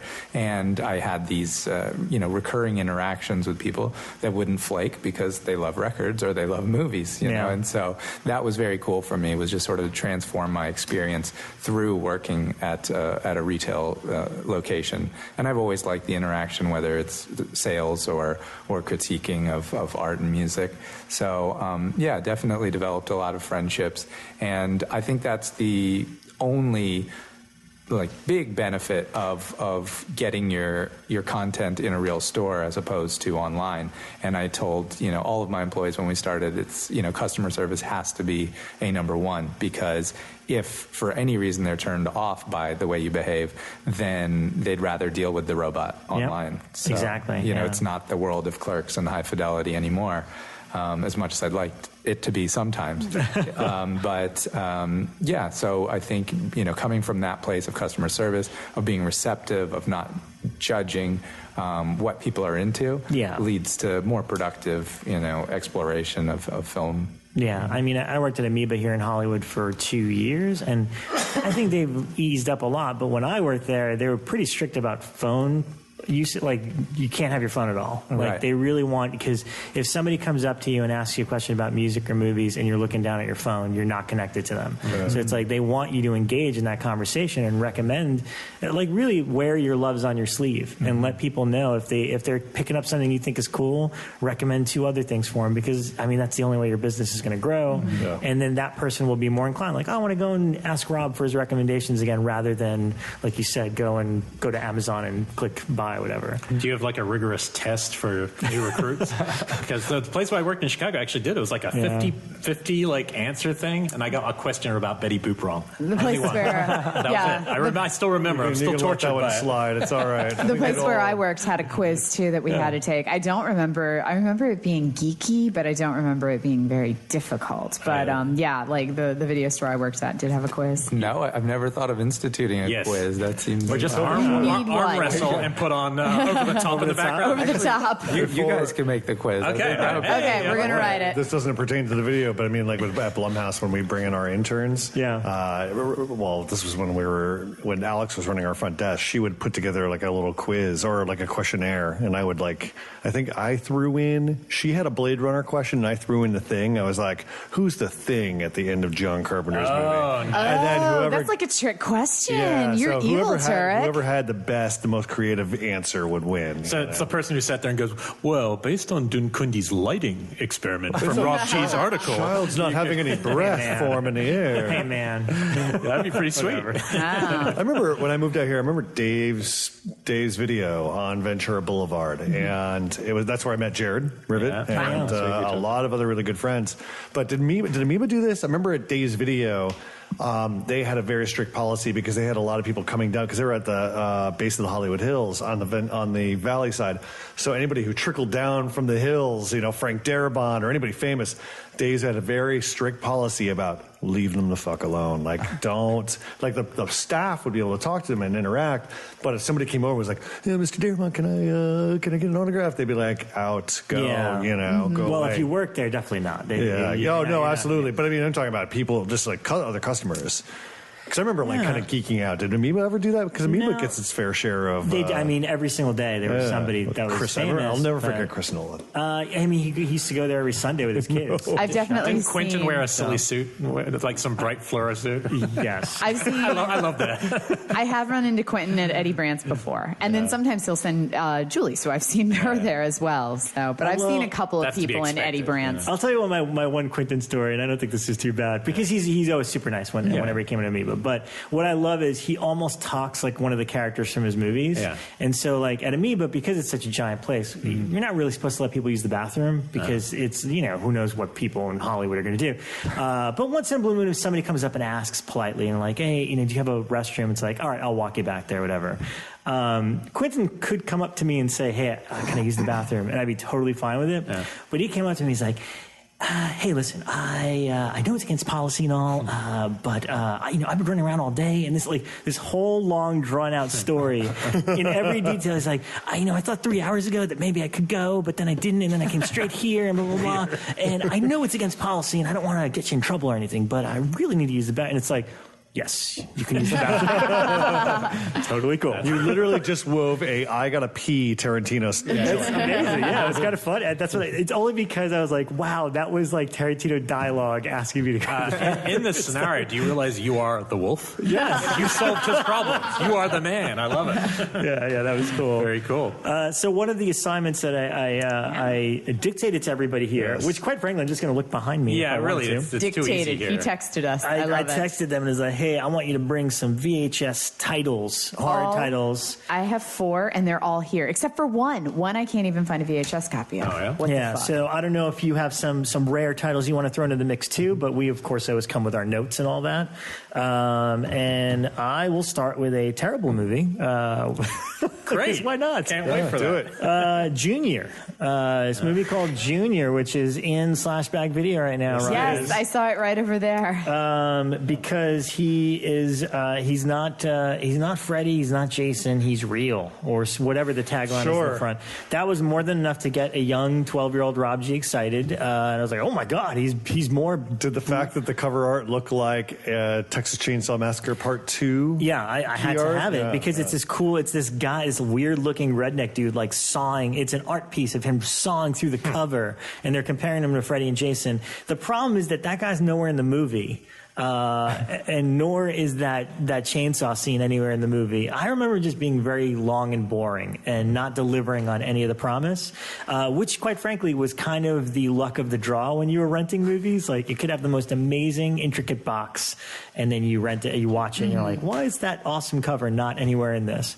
And as I've said, me and my friend Josh Miller want to remake movies where the cover is awesome, but that cover's not in the movie. Like, we want to remake the movie with the cover in the movie so that we can deliver on that promise all these years later. There's an art gallery across from the record shop that did an exhibition of an artist from, I'm not sure exactly where in Africa, but I think Uganda, where in Uganda they would receive news that they were getting a movie, like Terminator is coming to play in Uganda, and then he would have to make the poster without seeing the film, without knowing. Are these the flower sacks? Yeah. Clive Barker has a ton of these for all of his different movies, and none of them have anything to do with amazing. the movies whatsoever, but Michael they're gorgeous. Jackson will be in the cover, on the cover for some reason, and some elements will be right, like there'll be a little robot eye on Michael Jackson. They got that part right. Becca? Excellent. Okay, well, I'm going to start with the one that Elric mentioned, Summer Camp Nightmare, from 1987. This was written by Penelope Spheres, and it was kind of like the horror answer to Meatballs, I have to say. Like, it's not a slasher. It's about a summer camp where it's a boys' summer camp, and they get really angry at the counselors being really over-demanding, and the guy who runs it, who, if I remember correctly, is Chuck Connors. Yes. I know he's in there somewhere. That is true. And so they pretty much stage a mutiny and take over the camp. And then gradually they start spreading out, and they take over the girls' camp across the river too. And everybody's all for it, but then it gets really Lord of the Flies, where it starts dividing up into factions, and then one of the girls gets raped and somebody dies. Ugh. And then everybody like splits off, and some people want to stop and go to the authorities, but they're being threatened by the others. And it really is like Lord of the Flies at a summer camp. It's not like a fun film. It's pretty heavy, but it's good. And I don't know why that's never been released. I know a lot of Penelope Spheres stuff has problems with music. I don't remember it having any crazy music in it. Like, that's why Dudes, I guess, has never been released. The punk film, right? Dudes is coming out. Dudes is coming out. Shout! Oh, it's about time. That's actually today. It's actually a really fun movie. I've always liked Dudes, but it's got like Wasp and the Vandals and Megadeths in there. So I always assumed that there was like some music problems with it. Wow. But yeah, Summer Camp Nightmare, if you haven't seen it, only on VHS. I've been wanting to revisit that because I have such vague memories of it as a kid, and it did scare me, but anything like Lord of the Flies-esque where kids were being evil always kind of freaked me out. Yeah, it's definitely like, and it's weird because your alliance changes throughout the movie. Like, it's really smart in that regard, where at first you're like, yeah, these adults are dickheads, overthrow them. Wait, now these kids are dickheads, overthrow them. Wait, those other kids are being dickheads now. And like, you change your allegiance the whole time. It really is kind of smart in that regard. Summer Camp Nightmare. Summer Camp Nightmare. My whole fear, Rob, to speak of, it's right over Becca's shoulder, Summer Camp Nightmare. There it is. My whole fear with the Lord of the Flies scenario, I just didn't want to get stabbed by a stick. Exactly. Like, I always had this fear. I mean, it's a genuine fear as a child to be stabbed by another friend, but with a giant spear. See, I just didn't want that. Mine was the Asthmar thing, that eventually my inhaler was going to run out, and I was just going to be panting like Piggy on that island, and it was going to suck. I'm trying to see which one I want to lead with here, but I might as well just go with one of my favorite horror films, The Keep, by Michael Mann. This is... God, I don't even know if it had a Laserdisc release. I don't know. It might have. Oh, no, it got a Japanese widescreen release. But it is really one of the holy grails. It really is, yeah. And I don't think Paramount has any interest in releasing it. And Slashback Video has a poster of it on the wall. Or Michael Mann, I guess, right? Like, and he must be part of the problem, because I think if he wanted it out, it would be out. Yeah. And F. Paul Wilson, the writer of the Keep novel, is probably pretty thrilled about that, because he is pretty public about how much he hates the film as well. Because, that's a cool movie.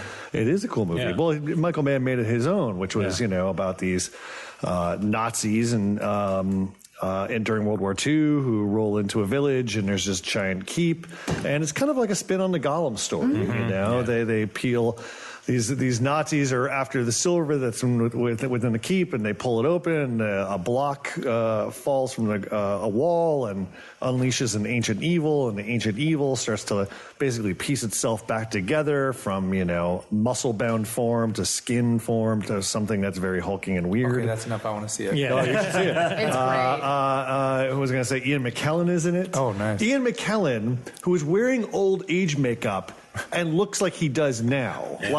So I can't even imagine. I mean, like, you do see a young-ish version of him in this film. Who else? Gabriel Byrne is in it. Yeah. But a great score by Tangerine Dream. Really beautiful imagery. What happened to it when at the time? Like, I remember it coming out, but what happened after that? Why did it become a film that was hard to? I have no idea. Yeah, that's no idea. Somebody out there. I honestly think it's just because Paramount was like, we just want to watch what is it? Yeah, we don't know what this is. And man, not wanting it out there either is kind of which is so ridiculous. Yeah. It's a lot better Nazi horror film than the one we are named after. Let's just call it for what it is. It is. Shockwaves is a better name, but not in this movie. Well, there's always Fright Night too, but technically that had a DVD release of some kind. But there's a lot. It's so hard. My favorite is still, and I've talked about on here a million times, but I want people to put it out one day, is The Black Room. I've got it over there in my section. Yeah. Really want people to discover that one. There's one that just got announced that is coming out, so this is good news. It's The Kindred, and I love The Kindred, but that was big news that it's going to get a Blu-ray release pretty soon, because that is, to me, it's like one of the definitive VHS type of movies. Yep. It's the thing. Okay, and I don't want to rag too much on the Slayer, but the difference is in movies when you discover some box with great art. Some of these movies, even if they're not best movie ever, they just deliver on the promise of goopiness or gore or some quality, nudity, whatever it is. They deliver at least that, and when you get one that didn't, you often would fall for it a couple times over like the course of a few years of re-renting it. I can't remember which mine was, but I had one of those that was constantly disappointing me, and I'd go, oh, you'd rent it every time. Yeah, and rent it every time. But there's something about The Kindred and just the effects, the watermelon. It's a really strange movie. The poster art, the VHS cover, like a monster literally in a baby's bottle of milk. It's genius. And so just even being able to talk about it right now with the idea that you'll actually get to see that it's kind of like when I talked about Society a couple of years ago. I never would have thought that would come out on a Blu-ray, and then it does. And it's we live in good times. We do. Yeah. So we're very lucky. So keep an eye out for that one, because I think this way you'll get to see it in a pristine form soon. Yeah. It's a really fun movie. Yeah. I mean, it's crappy in some ways, but in all the right ways, which is good. So. Wow. Sebastian, do you have one for us, or shall we keep rolling? No, you guys are way It's all, okay. Okay. All right, so then Keep rocking. your Take recommendations. Okay. Here's one that I donated to Slashback Video because, and actually it was Mike Williamson who even led me to know it existed. It's Stephen King's Night Shift collection. And this is weird because it's not really a feature, it's two shorts. Yeah, he showed one of them at Jump Cut. And yes, 16. And one of the shorts is it's The Woman in the Woman in the Room, directed by some guy named Frank Darabont. That's right. First thing he ever did. And the other one is by Jeff Shiro called The Boogeyman. And he came. And that is the one that Mike Williamson had a film print of and showed, and the director came. Yeah, and this was a period where I believe Stephen King was just, he would option out his short stories for like $1 or something like that. So these were the two guys that came to him first. And obviously Darabont went on to do a lot of them, but they did a VHS release of these two shorts together. And it's pretty cool. I mean, right now with Stephen King resurgence, it's just nice to know that this exists, and it's a this is the only format I've ever seen it on is VHS and a film print of one of the shorts. So I think this is super cool. Stephen King's Night Shift collection. That reminded me of his The Graveyard Shift. Is that on Blu-ray? No, not Graveyard. That's the one with it's on. It came out on DVD. Yeah, it's on DVD. But I don't think they ever did a Blu-ray of. I don't know if people are hammered for that one, but maybe it's probably inevitable. Rebekah? Yes. Okay. So my next one, this is such a fun film. Like, I wish more people saw this. Blue Monkey from 1987. My copy of it is sitting on the shelf over there. This is a Canadian film directed by William Fruitt, who ended up doing a ton of TV. He did a whole bunch of the Friday the 13th TV show episodes, and he ended up doing like a shit ton of Goosebumps episodes. He did a lot of Connexploitation too. Yeah, he did. So the whole concept is like this guy is working in a greenhouse. He gets bit by this weird bug. bug. He gets really sick from it, has to go to the hospital. This larval thing that looks almost kind of the hidden-isk kind of comes out of his mouth, and then it retreats to this wing of the hospital and starts growing exponentially. And so it's a creature feature, and it's gooey, and it's gross, and it's got, you know, different forms because the monster keeps growing and evolving, and no one has seen this movie. And I love this movie, so I want more people to check it out. It's really just plain fun. The name Blue Monkey comes from one of the characters in the film is describing a nightmare that he has, and it's about a blue monkey. So it's the name of the film. So it's kind of ancillary. The movie's about a giant fucking bug. I've only seen the trailer, but it looks so great because I was kind of hoping to see that one on a film print one day because I'm sure it will play. Like I'm expecting an all-nighter, and it'll be like the 4 a.m. movie, and I'll be like, yeah. And I'm going to be so sad I'm not there because I have been like singing the praises of this film for years, and no one has seen it. Well, because every time I go to like Monsterpalooza, I look through all the posters, and every time I see a blue monkey, and every time I think of you, and I go, I should buy that for a guy. I'm poor. But I do think about you, so that's good. Thanks, Elric. Yeah. So yeah, Blue Monkey, 1987. It's like a long-lost creature feature. Yeah, Blue Monkey was always one of those titles I saw on the shelf, and I was like, what does this cover say? Because it's just like a weird bug. It's over there, yeah. It's like a nurse holding a weird bug with like a syringe in the background. A bunch of girls running. Yeah. I think I know the movie I kept renting, and at this point, I think it was called The Club, and had like a devil horror on the front. So that is where Satan tries to convince teens to kill themselves. I have seen that movie many times. Because the cover was great, I would rent it and then forget about it and think it was like Bad Dreams, and then rent it and hate that. That was when this annoying Satan character like shows up in your bathroom mirror and is like, you know that girl you like? Yeah, she fucking hates you. Kill yourself. And that was like his whole I have not seen that since being an adult, and it just, when he said the word video cover, it just like flashed into my brain. I was like, yes, Eureka. I remember it's that. It's probably movie. here. I should scour. That one was more 90s. I remember watching The Club when I was in high school, but that was another one that I definitely rented a couple times, being like, this looks badass. Oh, no, it's like the Suicide Dude again. Yeah. So, not good. My other title is a film called Project Metal Beast. Whoa, and it's never heard of it. From 1995. It's exactly what you think it is. A fucking werewolf with synthetic metal impenetrable skin. But it's about a CIA operation in which these agents go to a remote castle where a werewolf lives to get this blood. And one of the CIA agents injects himself with the werewolf blood. He goes on a rampage in the 70s. They shoot him with silver bullets, put his body on ice. 20 years later, scientists are trying to develop a synthetic skin that, is just basically help you out, ward off bullets and all that other shit, because why not? And they decide to use this guy's corpse, and guess what happens? He comes back as a werewolf, and he's got, metal skin, so he's Project Metal Beast. Wow. It's pretty spectacular. I remember I was in film school at the time that it came out, and my father would come into town every once in a while, and we would just sit down with I think my girlfriend at the time, she would make a big dinner, and we'd just sit around and watch bad movies, and Project Metal Beast was one of them. And I had not seen it on video, I saw it on VHS. He taped it off HBO, but then I would see it at the video store all the time, and the cover is so awesome. It's just like a claw tearing through stuff. I wish I could see it again. It's not at Slashback, unfortunately, but I do look on eBay every once in a while and maybe just buy it. Wow. It's a special little movie. It is not good, but it is very enjoyable and just one of those movies that you just go, are you fucking kidding me? Why not? Go for it. Two I'm dying to see. One, because you and way back remember it was the A.J. Bowen one, The Prey, which I just saw is on here. I still haven't seen it. It's okay. I know, but it's just fine. It's now a curiosity. But it's the greatest tagline. It's not human, and it's got an axe. It's got an axe. I do love it. But the other one, and you guys, I'm curious who of this group has seen it. The cover has always intrigued me, and it's a classic slasher. I'm sure you've seen it, Home Sweet Home.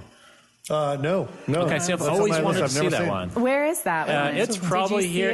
It's always known as a classic. I actually think we have it in here somewhere. Yeah, and there's a website. It's a holiday slasher? Yeah, I think it's Thanksgiving. Really? Yeah, I think it's Thanksgiving, and it's one you just always hear about, and you see the cover, and that's kind of the frustrating thing about what we're talking about in a way, is like they are really hard to find, they're really expensive, and they're only on VHS. Yeah. Well, the funny thing is, there's one that I've never seen before. See at the second shelf all the way there, Home for the Holidays with Sally Field. I was like, wait, it's got Sally Field? I've never seen it, but the cover, Whoa. I am fascinated by the cover, where it's like a kind of a killer in a yellow rain slicker, and he's holding a pitchfork with red gloves, and it's Devil's Rain and Deadly Blessing together. In the darkness of the coat, you see Sally Field's scared face, and I've never heard of this movie before in my life. We'll share a picture of that. And it's right next to Night After Halloween. I don't know what Home Sweet Home is, but there's a dude dressed up like Kiss holding a guitar. Oh, so weird. I kind of need to see That's this a different now. cover, though, than the one it might be the same it's movie, the but it's a different 1981, cover. so I assume it's the same. But there is I'll try to find the site, but a guy, I don't know if it's Rob or somebody sent me a site once, which is a company that... I did a long time ago. Yeah, it's like, and they back up, well, technically on their caveat of why they can sell you a burn of a VHS is that they ask you first if you own that VHS. Mm-hmm. And if you own it, they feel like it's fine to sell you the DVD, which I think, hey, that's great. I'm all for anything that's impossible to find for you to be able to get that way anyway. Yeah. But I thought that was an interesting way to put it for the legality side of it. But they had that and a number of things like Possession before it was available in the new version, and a lot of stuff. I just can't remember what it was called. I feel like it was like SVHS or something. Maybe it's gone. Maybe the site. Just quickly, and another classic that I talk about, and it's on Becca's shelf, and it's just one of the best. I think it's one of the best horror films not out on Blu-ray or DVD right now, and that's The Haunting of Julia. Oh, I agree. It's classic horror. AKA Full Circle. It's just, it's one of the, it's just a beautiful performance.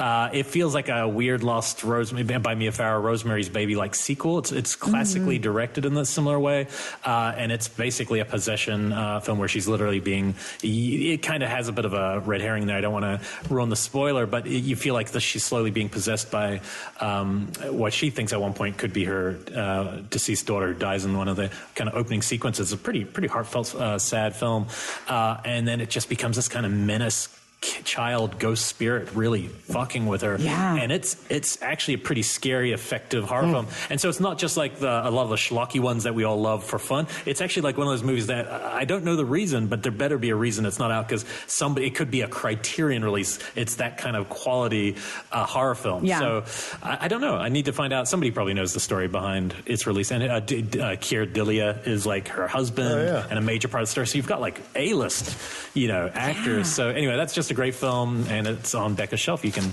point to it on an Instagram photo. Point to it here.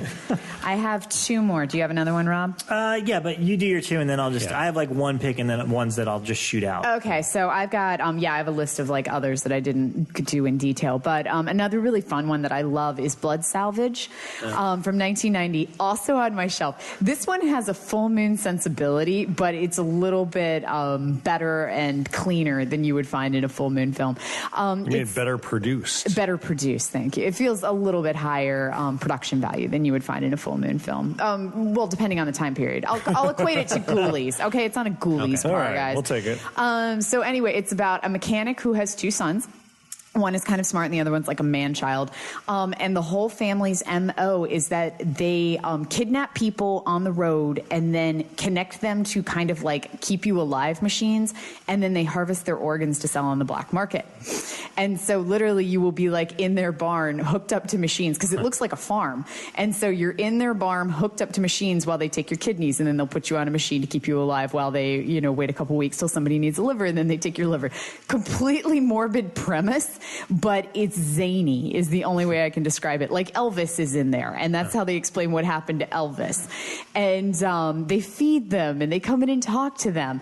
And it's got a lot of familiar faces with it when you watch it. It feels kind of Motel Hellish in the humor and everything. So it's kind of a fun one that no one else, it's relatively unknown. So that one, it's kind of fun and zany. Another one that is incredibly hard to find, but if you do not miss the opportunity to see it. Tower of Screaming Virgins. From 1968. It was released in the U.S. in 1971. This is a German, French, Italian production, so I pretty much have no idea what came from where. But the whole concept of it Probably produced by Sean S. Cunningham again. He has no idea. He has no idea. It's another one of those films. The Queen of France and all of her like ladies in waiting have these like crazy torture orgy blood-filled sex parties. Yeah, they do. And then at dawn, they kill all of the guys involved so that they can't tell anybody. And all of the guys from the neighboring town start noticing, like, have you noticed that all of our young lads are missing? Yeah, this one said that he was going to a party up in the tower last night and then never came back. And so they start to realize that something's going on. This movie does not hold back on the sex, the gore, or anything like that. But what's weird, it's also got swashbuckling scenes in it. So there's some fun swashbuckling. It's the first international film to get an R rating in the U.S., and it was also the first color film to show female nudity. But yet never been released. I found a copy of it at Eddie Brandt's, and that's the only way I stumbled upon it. But if you ever get a chance to see Tower of Screaming Virgins, really well made, really beautiful, huge, like scenic productions because it's all during medieval times. So everything's lavish and gorgeous and bright and colorful, and no one's ever seen it. So Tower of Screaming Virgins. Wow. All right. One of my picks is actually behind us. I wasn't initially going to pick it, but it's a movie from 1988 called Demon Warp. And this is a fun one. It's from the director is Emmett Alston, who also directed New Year's Evil. Wait, point to this. So right behind you. It is on this. 2 from Summer Camp Nightmare next to Troll 2. Oh, thank you. That's how we used to give directions to video stores. Just you hit Eden Live and go to the left. You get to the elves, you take a right, you turn, so you get to Halloween 4, you're there. You got to Kathy Curse, you've gone too far. So this is crazy. Here's the synopsis online. It's a man and his daughter are attacked in the woods by what they believe to be a Bigfoot-type creature. However, they soon begin to suspect that they may have stumbled onto a nest of aliens in a hidden spacecraft. That man is George Kennedy. What more do you need to know? George Kennedy, Bigfoot that might be an alien, director of New Year's Evil. And what I love about you saying Glorious. George Kennedy right in my eye line is just before dawn. So I'm just staring at it, another George Kennedy. It's all about the George Kennedy, let me tell you. And Very then, cool. Otherwise, there's a handful of sequels. I donated all my video versions of them. Apparently, some of these have gotten DVD releases, but they seem like they're from like weird companies where they weren't really that publicized. And one of them is Relentless, which is a Bill Lustig movie. Kind of a really underrated one. It's pretty mean-spirited in the vein of Maniac, but with Judd Nelson. And what's fascinating about this movie is it's Judd Nelson's a serial killer. Leo Rossi of Halloween 2 fame is the detective that's after him. And Bill Lustig only did the first movie, but then these became there were 3 direct-to-video sequels, Relentless weird. 2, 3, and 4. Oh, yeah. And Leo Rossi became the lead of those movies. And then, he went up against different people. Like, I know William Forsythe is the villain of, I think, 3. So even more famous than that movie, and this ties into this era, that trailer played before every VHS of that time. I just remember every time I would rent a horror thriller from that period, that trailer played, and it was a great trailer. Like, because he basically picks people at random from the telephone booth. Yeah. So it was very memorable. And Judd Nelson, obviously, he was coming off being a big teen star. So I remember being like, oh god, what happened to him? Yeah. No, it's a pretty nasty movie, and it spawned a bunch of sequels. And I think there may be DVDs out there, but especially the first one is destined to be rediscovered as a Blu-ray movie. And everyone knows how much I love the Scanners movies. In particular, 1, 2, and 3 are now available on Blu-ray, but I particularly like 4 and 5, and part 4 is called Scanner Cop, which is a police officer that has scanner abilities, and then the 5th one is called Scanners the Showdown, which is a direct sequel with the return of Scanner Cop, and in Europe it was retitled Scanner Cop 2. So I love that Scanners 5 is also Scanner Cop 2 in certain parts of the world. I have the VHS of this because I never thought it came out on DVD, although again I think somebody put out a cheapo DVD of them, but I believe that the Scanner Cop deserves a massive comeback in high definition. I still haven't seen any of those. Yeah. I mean, besides Scanners. I want to throw my last one into the mix. It's the Fangoria Weekend of Horrors. Oh yeah. Tape. We do have that here at Slashback, but I don't own my own personal copy, which I wish I did. But it's basically they just took a bunch of cameras to one of the Weekend of Horror shows in the late 80s. It would have been the late 80s, early 90s. And I remember it's just a fantastic time capsule of a documentary. I didn't realize this whole time the Kindred was hanging above me. I didn't even see it until the Kindred's up there. After just it's a terrific time capsule of a time when things were much simpler on the horror convention scene. Things were much simpler as being a fan, you know, and a lot more. I think there's a lot more enthusiasm depicted on this thing. It's a lot of fun, and it just chronicles from beginning to end one journey through the show. I will say, I watched it recently. And it is severely underrepresentative of female horror fans. Like, there's none of us. No, I guess we didn't crawl out of the woodwork until a couple decades later. But you watch it now, and it's like dudes in black t-shirts. Totally. With Long Island accents. It's a little goofy too. Well, I think it's like it's a mix, because I thought that was the show that they depict is one in L.A. Or somewhere about there, because I remember. When I first moved out here, one of my friends was like, hey, so if you watch like minute 2, 34 seconds in, you see me in line at that Weekend of Horror show. And I was like, oh, that's cool. But it's a little goofy, it's a little fun, but I just wish they would someone would just put that on DVD or Blu-ray. Yeah, well, maybe one day. Who knows? I gotta say, the thing I want to watch most, being here again, is something I have really fond memories of: Transylvania 65000. When you posted a photo of that the other day, whoever it was between you, as soon as I started, I was like, that song instantly was like Transylvania 65000. Transylvania 65000 is hands down one of my favorite comedies of all time. Oh, really? Man, when I was young, I have a DVD of it. I have not seen it in forever. I absolutely love the movie. I think it is absolutely. I mean, like any time. There's a moment where Jeff Goldblum and Ed Begley Jr. are trying to like break into an insane asylum, but you can easily just hop over the wall and get in. So what they did is like to get in, Ed Begley Jr. would start climbing the wall, and this nurse would come out and go, "No, what are you doing? What are you doing?" And I forgot what Jeff Goldblum did. Shit, I'm fucking ruining it. But it was funny because he would just go, patient trying to get out, patient trying to get out. And the nurse would come over and actually pull them in. Oh, nice. And they're like, finally, they're over the wall. And then he's like, patient trying to get in, patient. Or somebody's trying to get in. And they'd be like, no, get over the wall. And they just switch him over. I'm going to start my Halloween with that. That's going to be what I start this year. Now that I see.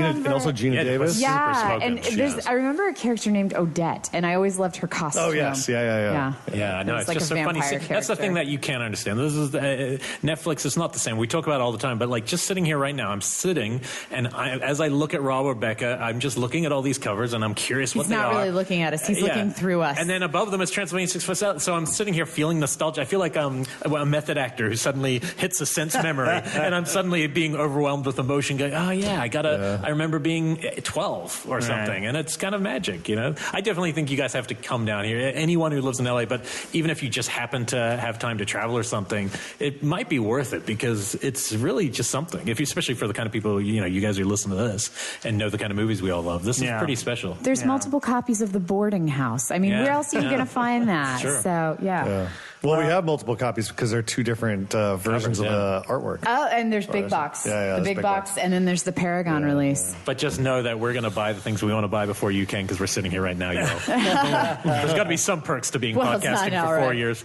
Well, if you're in Los Angeles, definitely come down to the Mystic Museum and check out Slashback Video. Huge thanks to Sebastian for coming down on the show this week. And if you're on the west side, you have to go to Cinefile. Cinephile. You have to check out Touch Vinyl as well. But in particular, Cinephile is where I got my Carpenter shirt, the one with the Carpenters looking like that they live people. So thank you so much for coming down, Sebastian. Thanks for having me, guys. It was an education. I can't wait to download this podcast and see what we've got. For a rare thing, he's offering a special deal. If you go there and you say Shockwaves, he'll give you 1/4 off the price of a monthly membership. He's totally making up bullshit. 1/4. Elric is talking just total bullshit. That works. See, it's genius. It's genius. Yeah. It's really nothing. That's called marketing. Nice work. So definitely come down and check out Cinephile.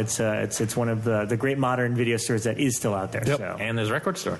And his record store right Which there. one are you at most physically, personally? I spend a bit more time at Touch Vinyl just because it still needs the loving care. It's your baby. Yeah. Cool. All right. Well, thank you so much. And we'll next week will be our George Romero tribute. Yep. That's what we're going to do. So see you then. Right.